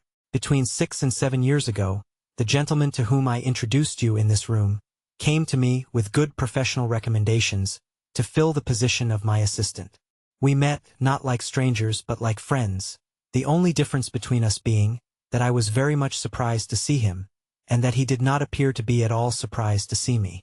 If he was my son or my brother, I believe he could not be fonder of me than he is, but he has never volunteered any confidences since he has been here, on the subject of his past life. I saw something that was familiar to me in his face when we first met, and yet it was also something that suggested the idea of change. I had a notion once that my patient at the inn might be a natural son of Mr. Holliday's. I had another idea that he might also have been the man who was engaged to Arthur's first wife, and I have a third idea, still clinging to me, that Mr. Lorne is the only man in England who could really enlighten me, if he chose, on both those doubtful points. His hair is not black now, and his eyes are dimmer than the piercing eyes that I remember, but, for all that, he is very like the nameless medical student of my young days, very like him. And sometimes, when I come home late at night and find him asleep and wake him, he looks, in coming to, wonderfully like the stranger at Doncaster, as he raised himself in the bed on that memorable night. The doctor paused. Mr. Goodchild, who had been following every word that fell from his lips up to this time, leaned forward eagerly to ask a question. Before he could say a word, the latch of the door was raised, without any warning sound of footsteps in the passage outside. A long, white, bony hand appeared through the opening, gently pushing the door, which was prevented from working freely on its hinges by a fold in the carpet under it. "That hand! Look at that hand, doctor!" said Mr. Goodchild, touching him. At the same moment, the doctor looked at Mr. Goodchild, and whispered to him, significantly, "Hush! He has come back." Chapter 3.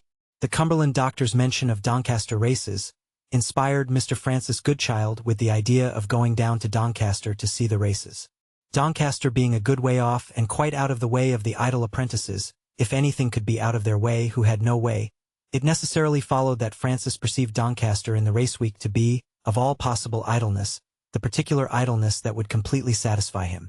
Thomas, with an enforced idleness grafted on the natural and voluntary power of his disposition, was not of this mind.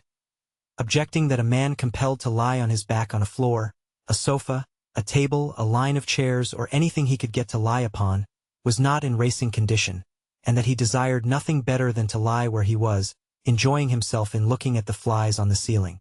But Francis Goodchild, who had been walking round his companion in a circuit of 12 miles for 2 days, and had begun to doubt whether it was reserved for him ever to be idle in his life, not only overpowered this objection, but even converted Thomas idle to a scheme he formed, another idle inspiration, of conveying the said Thomas to the sea-coast, and putting his injured leg under a stream of salt water. Plunging into this happy conception head foremost, Mr. Goodchild immediately referred to the county map, and ardently discovered that the most delicious piece of sea-coast to be found within the limits of England, Ireland, Scotland, Wales, the Isle of Man, and the Channel Islands, all summed up together, was Allonby on the coast of Cumberland. There was the coast of Scotland opposite to Allonby, said Mr. Goodchild with enthusiasm. There was a fine Scottish mountain on that Scottish coast. There were Scottish lights to be seen shining across the glorious channel, and at Allonby itself there was every idle luxury, no doubt, that a watering place could offer to the heart of idle man. Moreover, said Mr. Goodchild, with his finger on the map, this exquisite retreat was approached by a coach road, from a railway station called Aspatria, a name, in a manner, suggestive of the departed glories of Greece, associated with one of the most engaging and most famous of Greek women. On this point, Mr. Goodchild continued at intervals to breathe a vein of classic fancy and eloquence exceedingly irksome to Mr. Idle, until it appeared that the honest English pronunciation of that Cumberland country shortened Aspatria into spatter. After this supplementary discovery, Mr. Goodchild said no more about it. By way of spatter, the crippled Idle was carried, hoisted, pushed, poked, and packed, into and out of carriages, into and out of beds, into and out of tavern resting-places, until he was brought at length within sniff of the sea. And now, behold the apprentices gallantly riding into Allonby in a one-horse fly, bent upon staying in that peaceful marine valley until the turbulent Doncaster time shall come round upon the wheel, in its turn among what are in sporting registers called the fixtures for the month. "Do you see Allonby?" asked Thomas Idle. "I don't see it yet," said Francis, looking out of window. "It must be there," said Thomas Idle. "I don't see it," returned Francis. "It must be there," repeated Thomas Idle fretfully. "Lord bless me!" exclaimed Francis, drawing in his head. "I suppose this is it." "A watering place," retorted Thomas Idle with the pardonable sharpness of an invalid. "Can't be 5 gentlemen in straw hats on a form on one side of a door, and 4 ladies in hats and falls on a form on another side of a door, and 3 geese in a dirty little brook before them, and a boy's legs hanging over a bridge, with a boy's body I suppose on the other side of the parapet, and a donkey running away. What are you talking about?" "Allonby, gentlemen," said the most comfortable of landladies as she opened one door of the carriage. "Allonby, gentlemen," said the most attentive of landlords as he opened the other. Thomas Idle yielded his arm to the ready Goodchild, and descended from the vehicle. Thomas, now just able to grope his way along, in a doubled-up condition, with the aid of 2 thick sticks, was no bad embodiment of Commodore Trunnion, or of one of those many gallant admirals of the stage, who have all ample fortunes, gout, thick sticks, tempers, wards, and nephews. With this distinguished naval appearance upon him, Thomas made a crab-like progress up a clean little bulk-headed staircase, into a clean little bulk-headed room, where he slowly deposited himself on a sofa, with a stick on either hand of him, looking exceedingly grim. "Francis," said Thomas Idle, "what do you think of this place?" "I think," returned Mr. Goodchild, in a glowing way, "it is everything we expected." "Ha!" said Thomas Idle. "There is the sea," cried Mr. Goodchild, pointing out of window. "And here," pointing to the lunch on the table, "are shrimps.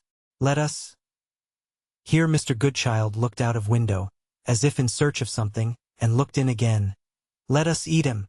The shrimps eaten and the dinner ordered, Mr. Goodchild went out to survey the watering place. As chorus of the drama, without whom Thomas could make nothing of the scenery, he by and by returned, to have the following report screwed out of him. In brief, it was the most delightful place ever seen. "But," Thomas Idle asked, "where is it?" "It's what you may call generally up and down the beach, here and there," said Mr. Goodchild, with a twist of his hand. "Proceed." said Thomas Idle. It was, Mr. Goodchild went on to say in cross-examination, what you might call a primitive place. Large? No, it was not large. Who ever expected it would be large? Shape? What a question to ask. No shape. What sort of a street? Why no street? Shops? Yes, of course, quite indignant. How many? Who ever went into a place to count the shops? Ever so many. 6? Perhaps. A library? Why, of course, indignant again. Good collection of books? Most likely, couldn't say, had seen nothing in it but a pair of scales. Any reading room? Of course, there was a reading room. Where? Where? Why, over there. Where was over there? Why there?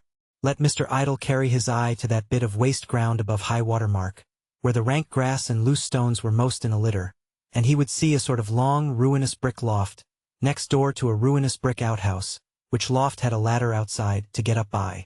That was the reading room, and if Mr. Idle didn't like the idea of a weaver's shuttle throbbing under a reading room, that was his lookout. He was not to dictate, Mr. Goodchild supposed, indignant again, to the company. By the by, Thomas Idle observed. The company? Well, Mr. Goodchild went on to report, very nice company. Where were they? Why, there they were. Mr. Idle could see the tops of their hats, he supposed. What? Those 9 straw hats again. 5 gentlemen's and 4 ladies? Yes, to be sure. Mr. Goodchild hoped the company were not to be expected to wear helmets, to please Mr. Idle. Beginning to recover his temper at about this point, Mr. Goodchild voluntarily reported that if you wanted to be primitive, you could be primitive here, and that if you wanted to be idle, you could be idle here. In the course of some days, he added that there were 3 fishing boats, but no rigging, and that there were plenty of fishermen who never fished. That they got their living entirely by looking at the ocean. What nourishment they looked out of it to support their strength, he couldn't say. But he supposed it was some sort of iodine.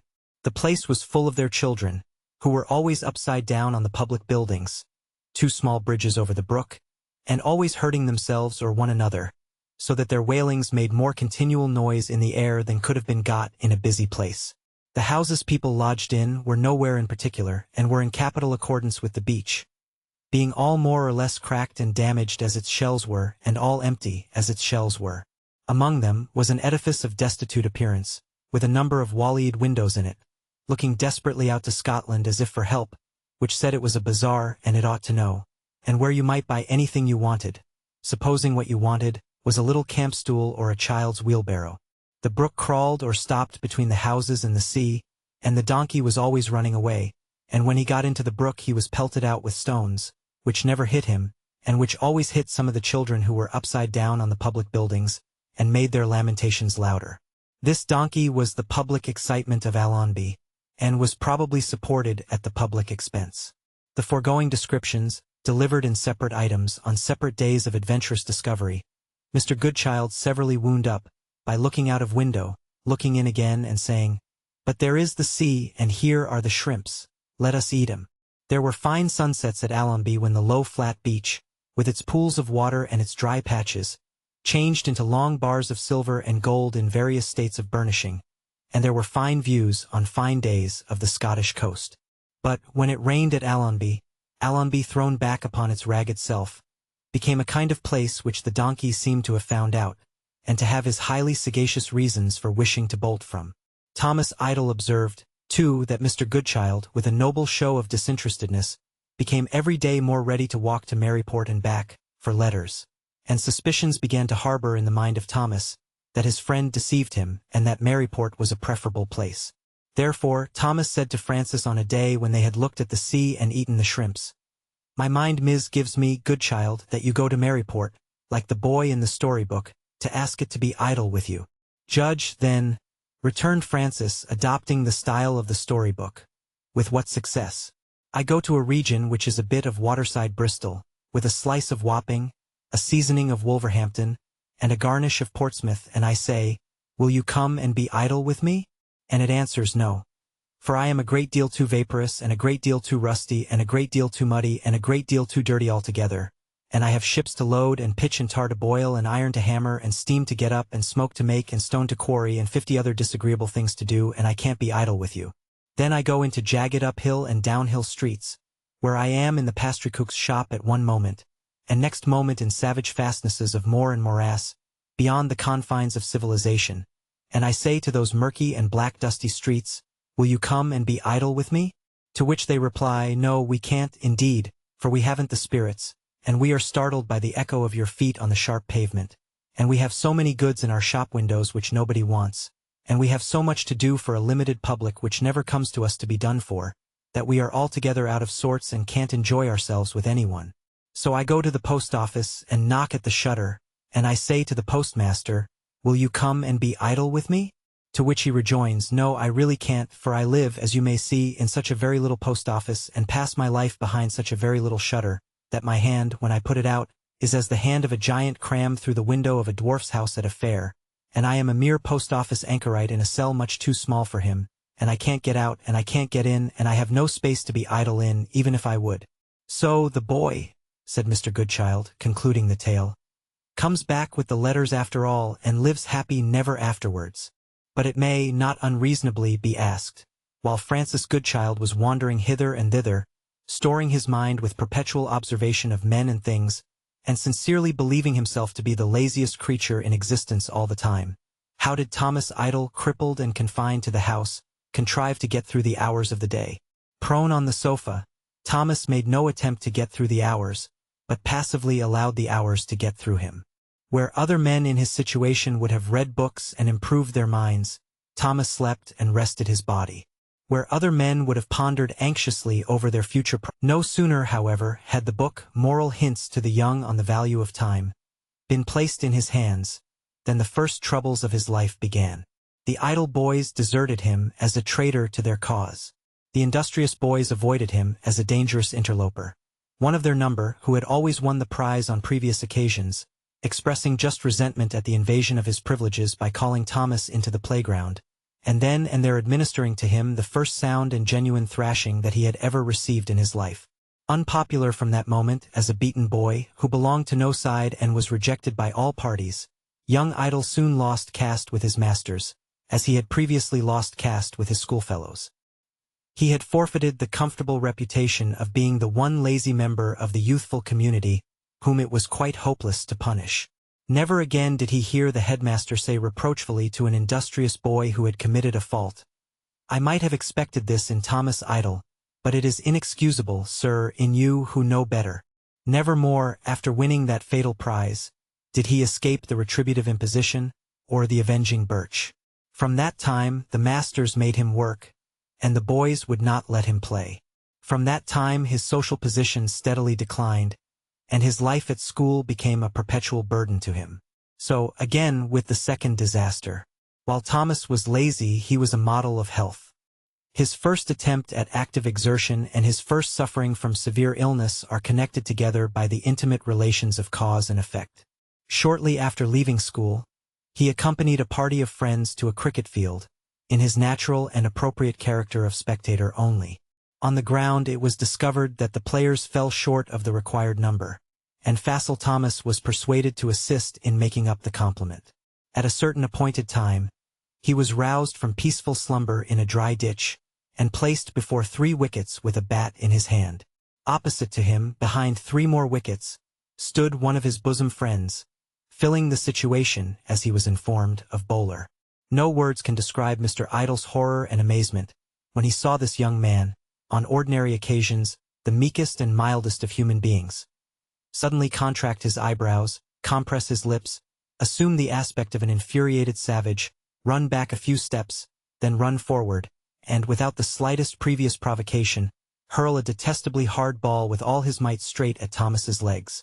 Stimulated to preternatural activity of body and sharpness of eye by the instinct of self-preservation, Mr. Idle contrived, by jumping deftly aside at the right moment, and by using his bat, ridiculously narrow as it was for the purpose, as a shield, to preserve his life and limbs from the dastardly attack that had been made on both, to leave the full force of the deadly missile to strike his wicket instead of his leg, and to end the innings, so far as his side was concerned, by being immediately bowled out. Grateful for his escape, he was about to return to the dry ditch, when he was peremptorily stopped, and told that the other side was going in, and that he was expected to field. His conception of the whole art and mystery of fielding may be summed up in the 3 words of serious advice which he privately administered to himself on that trying occasion: avoid the ball. Fortified by this sound and salutary principle, he took his own course, impervious alike to ridicule and abuse. Whenever the ball came near him, he thought of his shins, and got out of the way immediately. "Catch it! Stop it! Pitch it up!" were cries that passed by him like the idle wind that he regarded not. He ducked under it, he jumped over it, he whisked himself away from it on either side. Never once, through the whole innings, did he and the ball come together on anything approaching to intimate terms. The unnatural activity of body which was necessarily called forth for the accomplishment of this result threw Thomas Idle, for the first time in his life, into a perspiration. The perspiration, in consequence of his want of practice in the management of that particular result of bodily activity, was suddenly checked. The inevitable chill succeeded, and that, in its turn, was followed by a fever.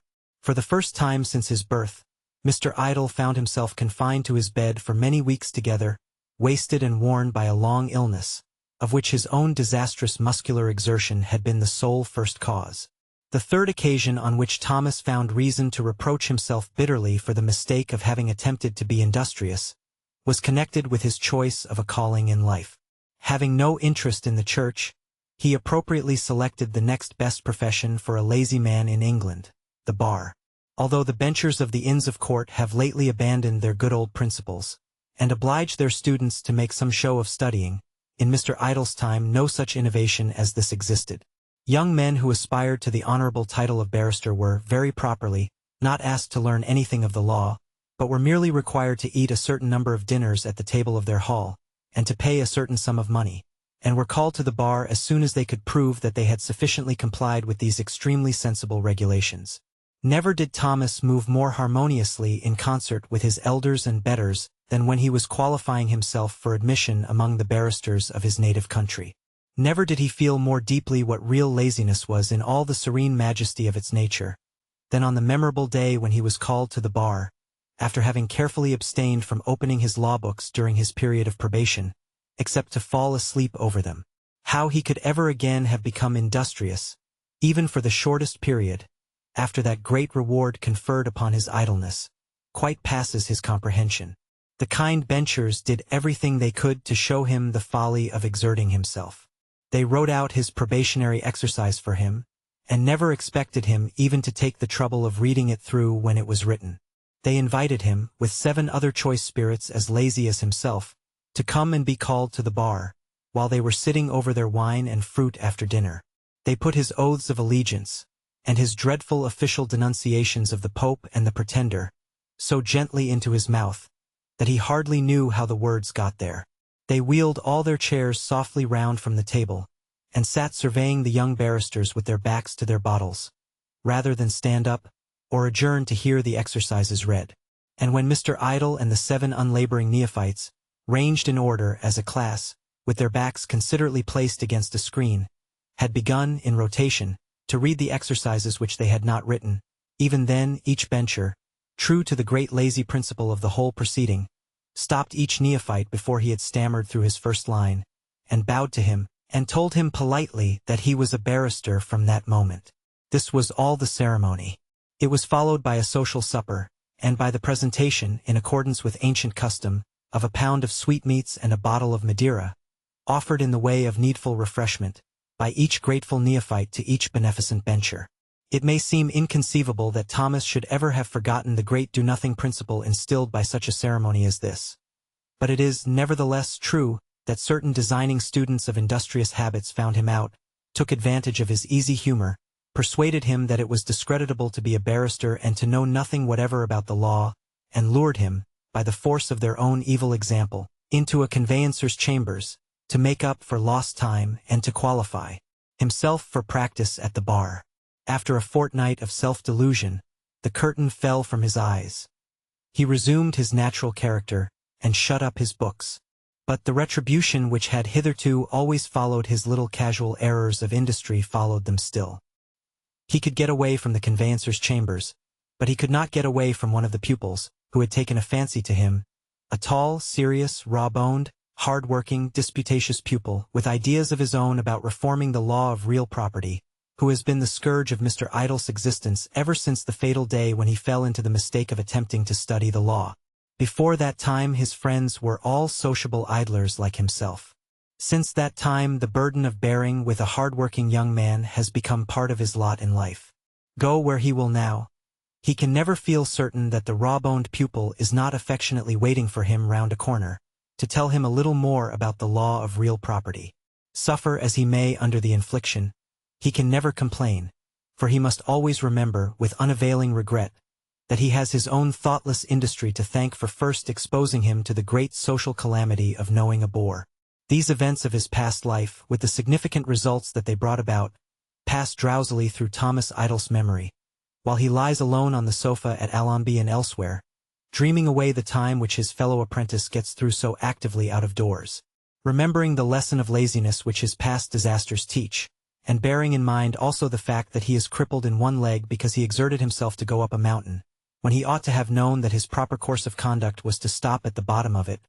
He holds now, and will for the future firmly continue to hold, by his new resolution never to be industrious again, on any pretense whatever, for the rest of his life. The physical results of his accident have been related in a previous chapter. The moral results now stand on record, and, with the enumeration of these, that part of the present narrative which is occupied by the episode of the sprained ankle may now perhaps be considered, in all its aspects, as finished and complete. "How do you propose that we get through this present afternoon and evening?" demanded Thomas Idle, after 2 or 3 hours of the foregoing reflections at Allenby. Mr. Goodchild faltered, looked out of window, looked in again, and said, as he had so often said before, "There is the sea, and here are the shrimps. Let us eat 'em." But the wise donkey was at that moment in the act of bolting, not with the irresolution of his previous efforts which had been wanting in sustained force of character, but with real vigor of purpose, shaking the dust off his mane and hind feet at Allenby, and tearing away from it, as if he had nobly made up his mind that he never would be taken alive. At sight of this inspiring spectacle, which was visible from his sofa, Thomas Idle stretched his neck and dwelt upon it rapturously. "Francis Goodchild," he then said, turning to his companion with a solemn air, "this is a delightful little inn, excellently kept by the most comfortable of landladies and the most attentive of landlords. But the donkey's right. The words, 'There is the sea, and here are they,' again trembled on the lips of Goodchild, unaccompanied however by any sound. "Let us instantly pack the portmanteaus," said Thomas Idle, "pay the bill, and order a fly out, with instructions to the driver to follow the donkey." Mr. Goodchild, who had only wanted encouragement to disclose the real state of his feelings, and who had been pining beneath his weary secret, now burst into tears, and confessed that he thought another day in the place would be the death of him. So, the 2 idle apprentices followed the donkey until the night was far advanced. Whether he was recaptured by the town council, or is bolting at this hour through the United Kingdom, they know not. They hope he may be still bolting. If so, their best wishes are with him. It entered Mr. Idle's head, on the borders of Cumberland, that there could be no idler place to stay at, except by snatches of a few minutes each, than a railway station. An intermediate station on a line, a junction, anything of that sort, Thomas suggested.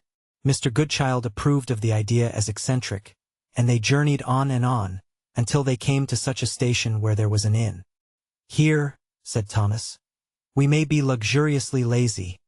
Other people will travel for us, as it were, and we shall laugh at their folly." It was a junction station, where the wooden razors before mentioned shaved the air very often, and where the sharp electric telegraph bell was in a very restless condition.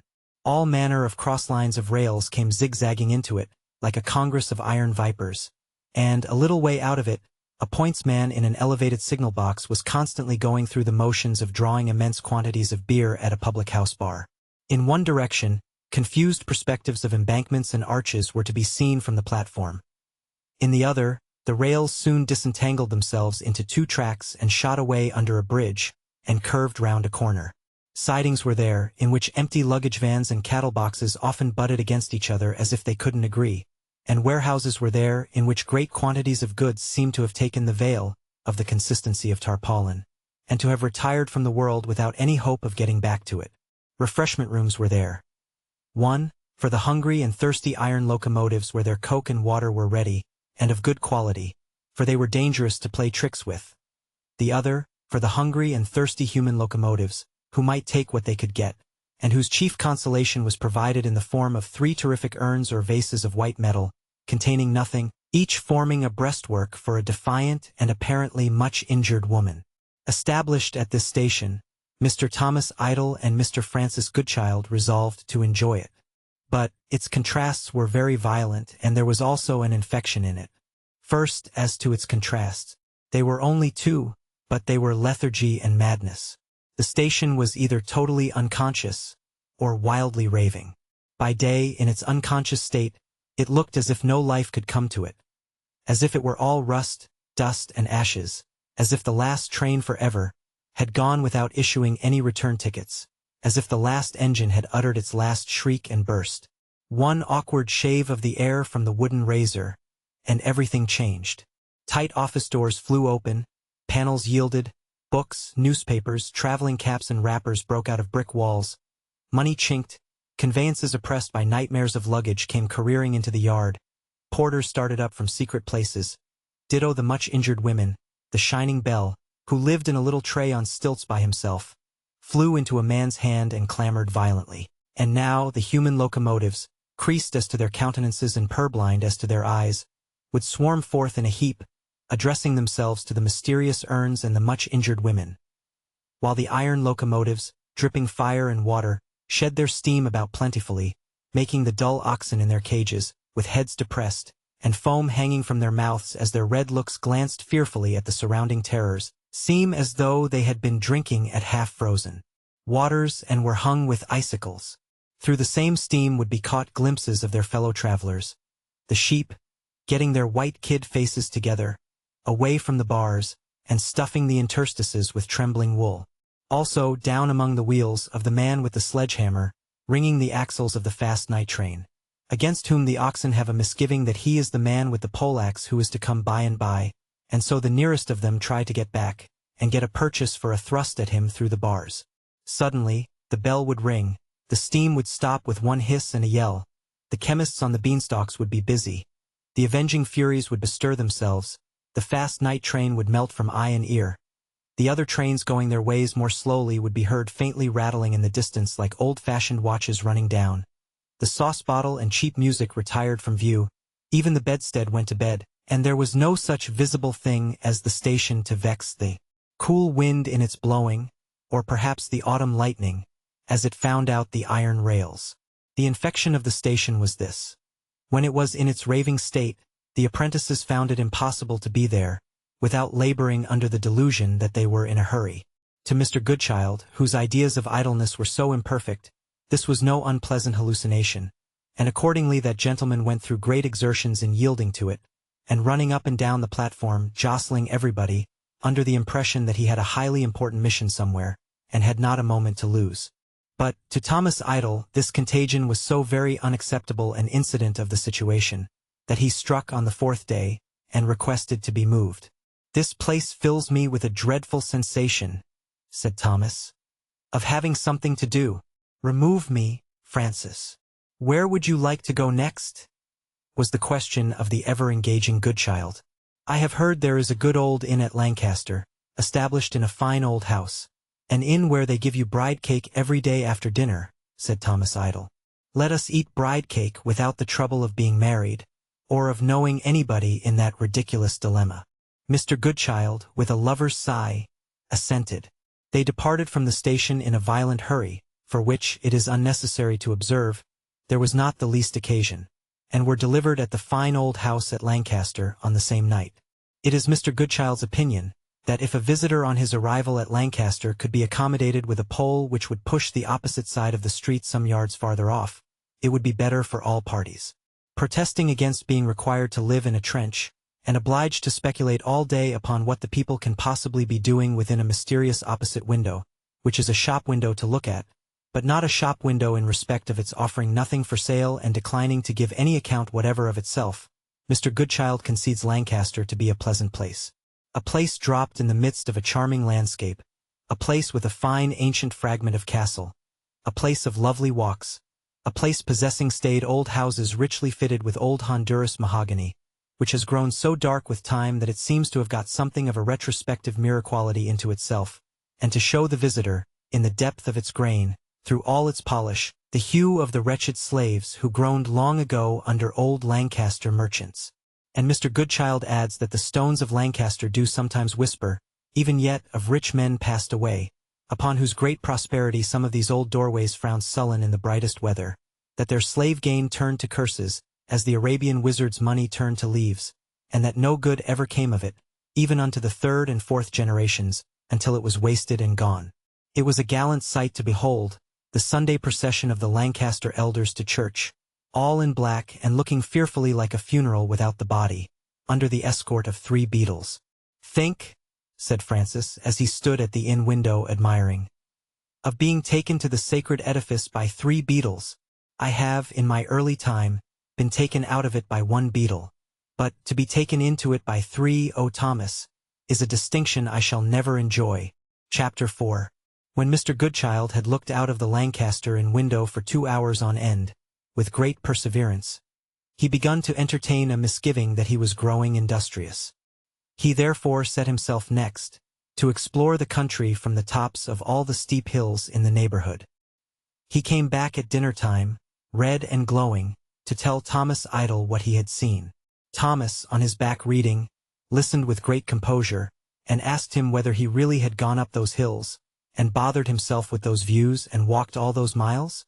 "Because I want to know," added Thomas, "what you would say of it if you were obliged to do it?" "It would be different then," said Francis. "It would be work then, now it's play." "Play," replied Thomas Idle, utterly repudiating the reply. "Play. Here is a man goes systematically tearing himself to pieces, and putting himself through an incessant course of training, as if he were always under articles to fight a match for the champion's belt, and he calls it play." "Play!" exclaimed Thomas Idle, scornfully contemplating his 1 boot in the air. "You can't play. You don't know what it is. You make work of everything." The bright Goodchild amiably smiled. "So you do," said Thomas. "I mean it. To me you are an absolutely terrible fellow. You do nothing like another man. Where another fellow would fall into a footbath of action or emotion, you fall into a mine. Where any other fellow would be a painted butterfly, you are a fiery dragon. Where another man would stake a 6pence, you stake your existence. If you were to go up in a balloon, you would make for heaven. And if you were to dive into the depths of the earth, nothing short of the other place would content you." "What a fellow you are, Francis." The cheerful Goodchild laughed. "It's all very well to laugh, but I wonder you don't feel it to be serious," said Idle. "A man who can do nothing by halves appears to me to be a fearful man." Tom, returned Goodchild. "If I can do nothing by halves, and be nothing by halves, it's pretty clear that you must take me as a whole and make the best of me." With this philosophical rejoinder, the airy Goodchild clapped Mr. Idle on the shoulder in a final manner, and they sat down to dinner. "By the by," said Goodchild, "I have been over a lunatic asylum too since I have been out." "He has been," exclaimed Thomas Idle, casting up his eyes. "Over a lunatic asylum, not content with being as great an ass as Captain Barclay in the pedestrian way. He makes a lunacy commissioner of himself, for nothing." "An immense place," said Goodchild. "Admirable offices, very good arrangements, very good attendance. Altogether a remarkable place." "And what did you see there?" asked Mr. Idle, adapting Hamlet's advice to the occasion, and assuming the virtue of interest, though he had it not. "The usual thing," said Francis Goodchild, with a sigh. "Long groves of blighted men and women trees, interminable avenues of hopeless faces, numbers without the slightest power of really combining for any earthly purpose.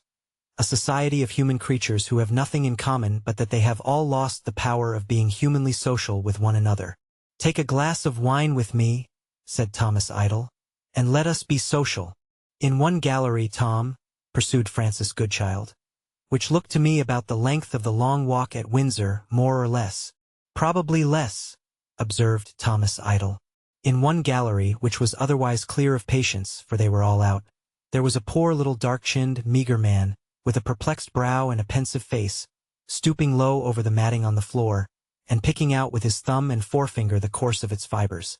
The afternoon sun was slanting in at the large end window, and there were cross patches of light and shade all down the vista, made by the unseen windows and the open doors of the little sleeping cells on either side.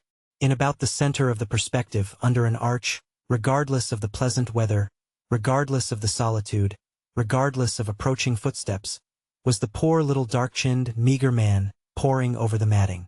"What are you doing there?" said my conductor when we came to him. He looked up and pointed to the matting. "I wouldn't do that, I think," said my conductor kindly. "If I were you, I would go and read, or I would lie down if I felt tired. But I wouldn't do that."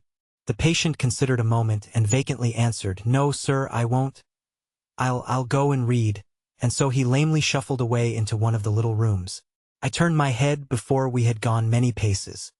He had already come out again, and was again poring over the matting, and tracking out its fibers with his thumb and forefinger. I stopped to look at him, and it came into my mind that probably the course of those fibers as they plaited in and out, over and under, was the only course of things in the whole wide world that it was left to him to understand. That his darkening intellect had narrowed down to the small cleft of light which showed him, this piece was twisted this way, went in here, passed under, came out there, was carried on away here to the right where I now put my finger on it, and in this progress of events, the thing was made and came to be here. Then I wondered whether he looked into the matting next, to see if it could show him anything of the process through which he came to be there, so strangely poring over it. Then I thought how all of us, God help us, in our different ways are poring over our bits of matting blindly enough, and what confusions and mysteries we make in the pattern. I had a sadder fellow feeling with the little dark-chinned, meager man, by that time, and I came away. Mr. Idle diverting the conversation to grouse, custards, and bride cake. Mr. Goodchild followed in the same direction. The bride cake was as bilious and indigestible as if a real bride had cut it, and the dinner it completed was an admirable performance. The house was a genuine old house of a very quaint description, teeming with old carvings and beams and panels, and having an excellent old staircase with a gallery or upper staircase, cut off from it by a curious fencework of old oak, or of the old Honduras mahogany wood. It was and is and will be, for many a long year to come, a remarkably picturesque house, and a certain grave mystery lurking in the depth of the old mahogany panels, as if they were so many deep pools of dark water.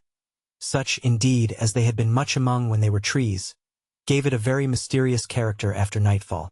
When Mr. Goodchild and Mr. Idle had first alighted at the door, and stepped into the somber, handsome old hall, they had been received by half a dozen noiseless old men in black, all dressed exactly alike, who glided up the stairs with the obliging landlord and waiter, but without appearing to get into their way, or to mind whether they did or no, and who had filed off to the right and left on the old staircase, as the guests entered their sitting-room. It was then broad, bright day. But, Mr. Goodchild had said, when their door was shut, "Who on earth are those old men?" And afterwards, both on going out and coming in, he had noticed that there were no old men to be seen. Neither had the old men or any one of the old men reappeared since. The two friends had passed a night in the house, but had seen nothing more of the old men. Mr. Goodchild, in rambling about it, had looked along passages and glanced in at doorways, but had encountered no old men. Neither did it appear that any old men were, by any member of the establishment, missed or expected. Another odd circumstance impressed itself on their attention. It was that the door of their sitting-room was never left untouched for a quarter of an hour. It was opened with hesitation, opened with confidence, opened a little way, opened a good way, always clapped to again without a word of explanation. They were reading, they were writing, they were eating, they were drinking, they were talking, they were dozing. The door was always opened at an unexpected moment, and they looked towards it, and it was clapped to again, and nobody was to be seen.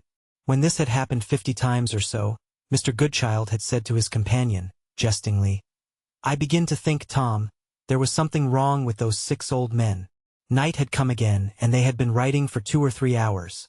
Writing, in short, a portion of the lazy notes from which these lazy sheets are taken. They had left off writing, and glasses were on the table between them. The house was closed and quiet.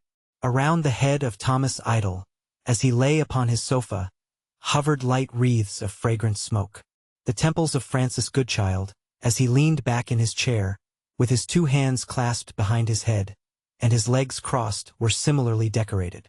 They had been discussing several idle subjects of speculation, not omitting the strange old men, and were still so occupied, when Mr. Goodchild abruptly changed his attitude to wind up his watch. They were just becoming drowsy enough to be stopped in their talk by any such slight check. Thomas Idle, who was speaking at the moment, paused and said, "How goes it?" "One," said Goodchild, as if he had ordered one old man, and the order were promptly executed. Truly, all orders were so, in that excellent hotel. The door opened and one old man stood there. He did not come in, but stood with the door in his hand. "One of the six, Tom, at last," said Mr. Goodchild, in a surprised whisper. "Sir, your pleasure? Sir, your pleasure?" said the one old man. "I didn't ring." "The bell did," said the one old man. He said bell in a deep, strong way that would have expressed the church bell. "I had the pleasure, I believe, of seeing you yesterday?" said Goodchild.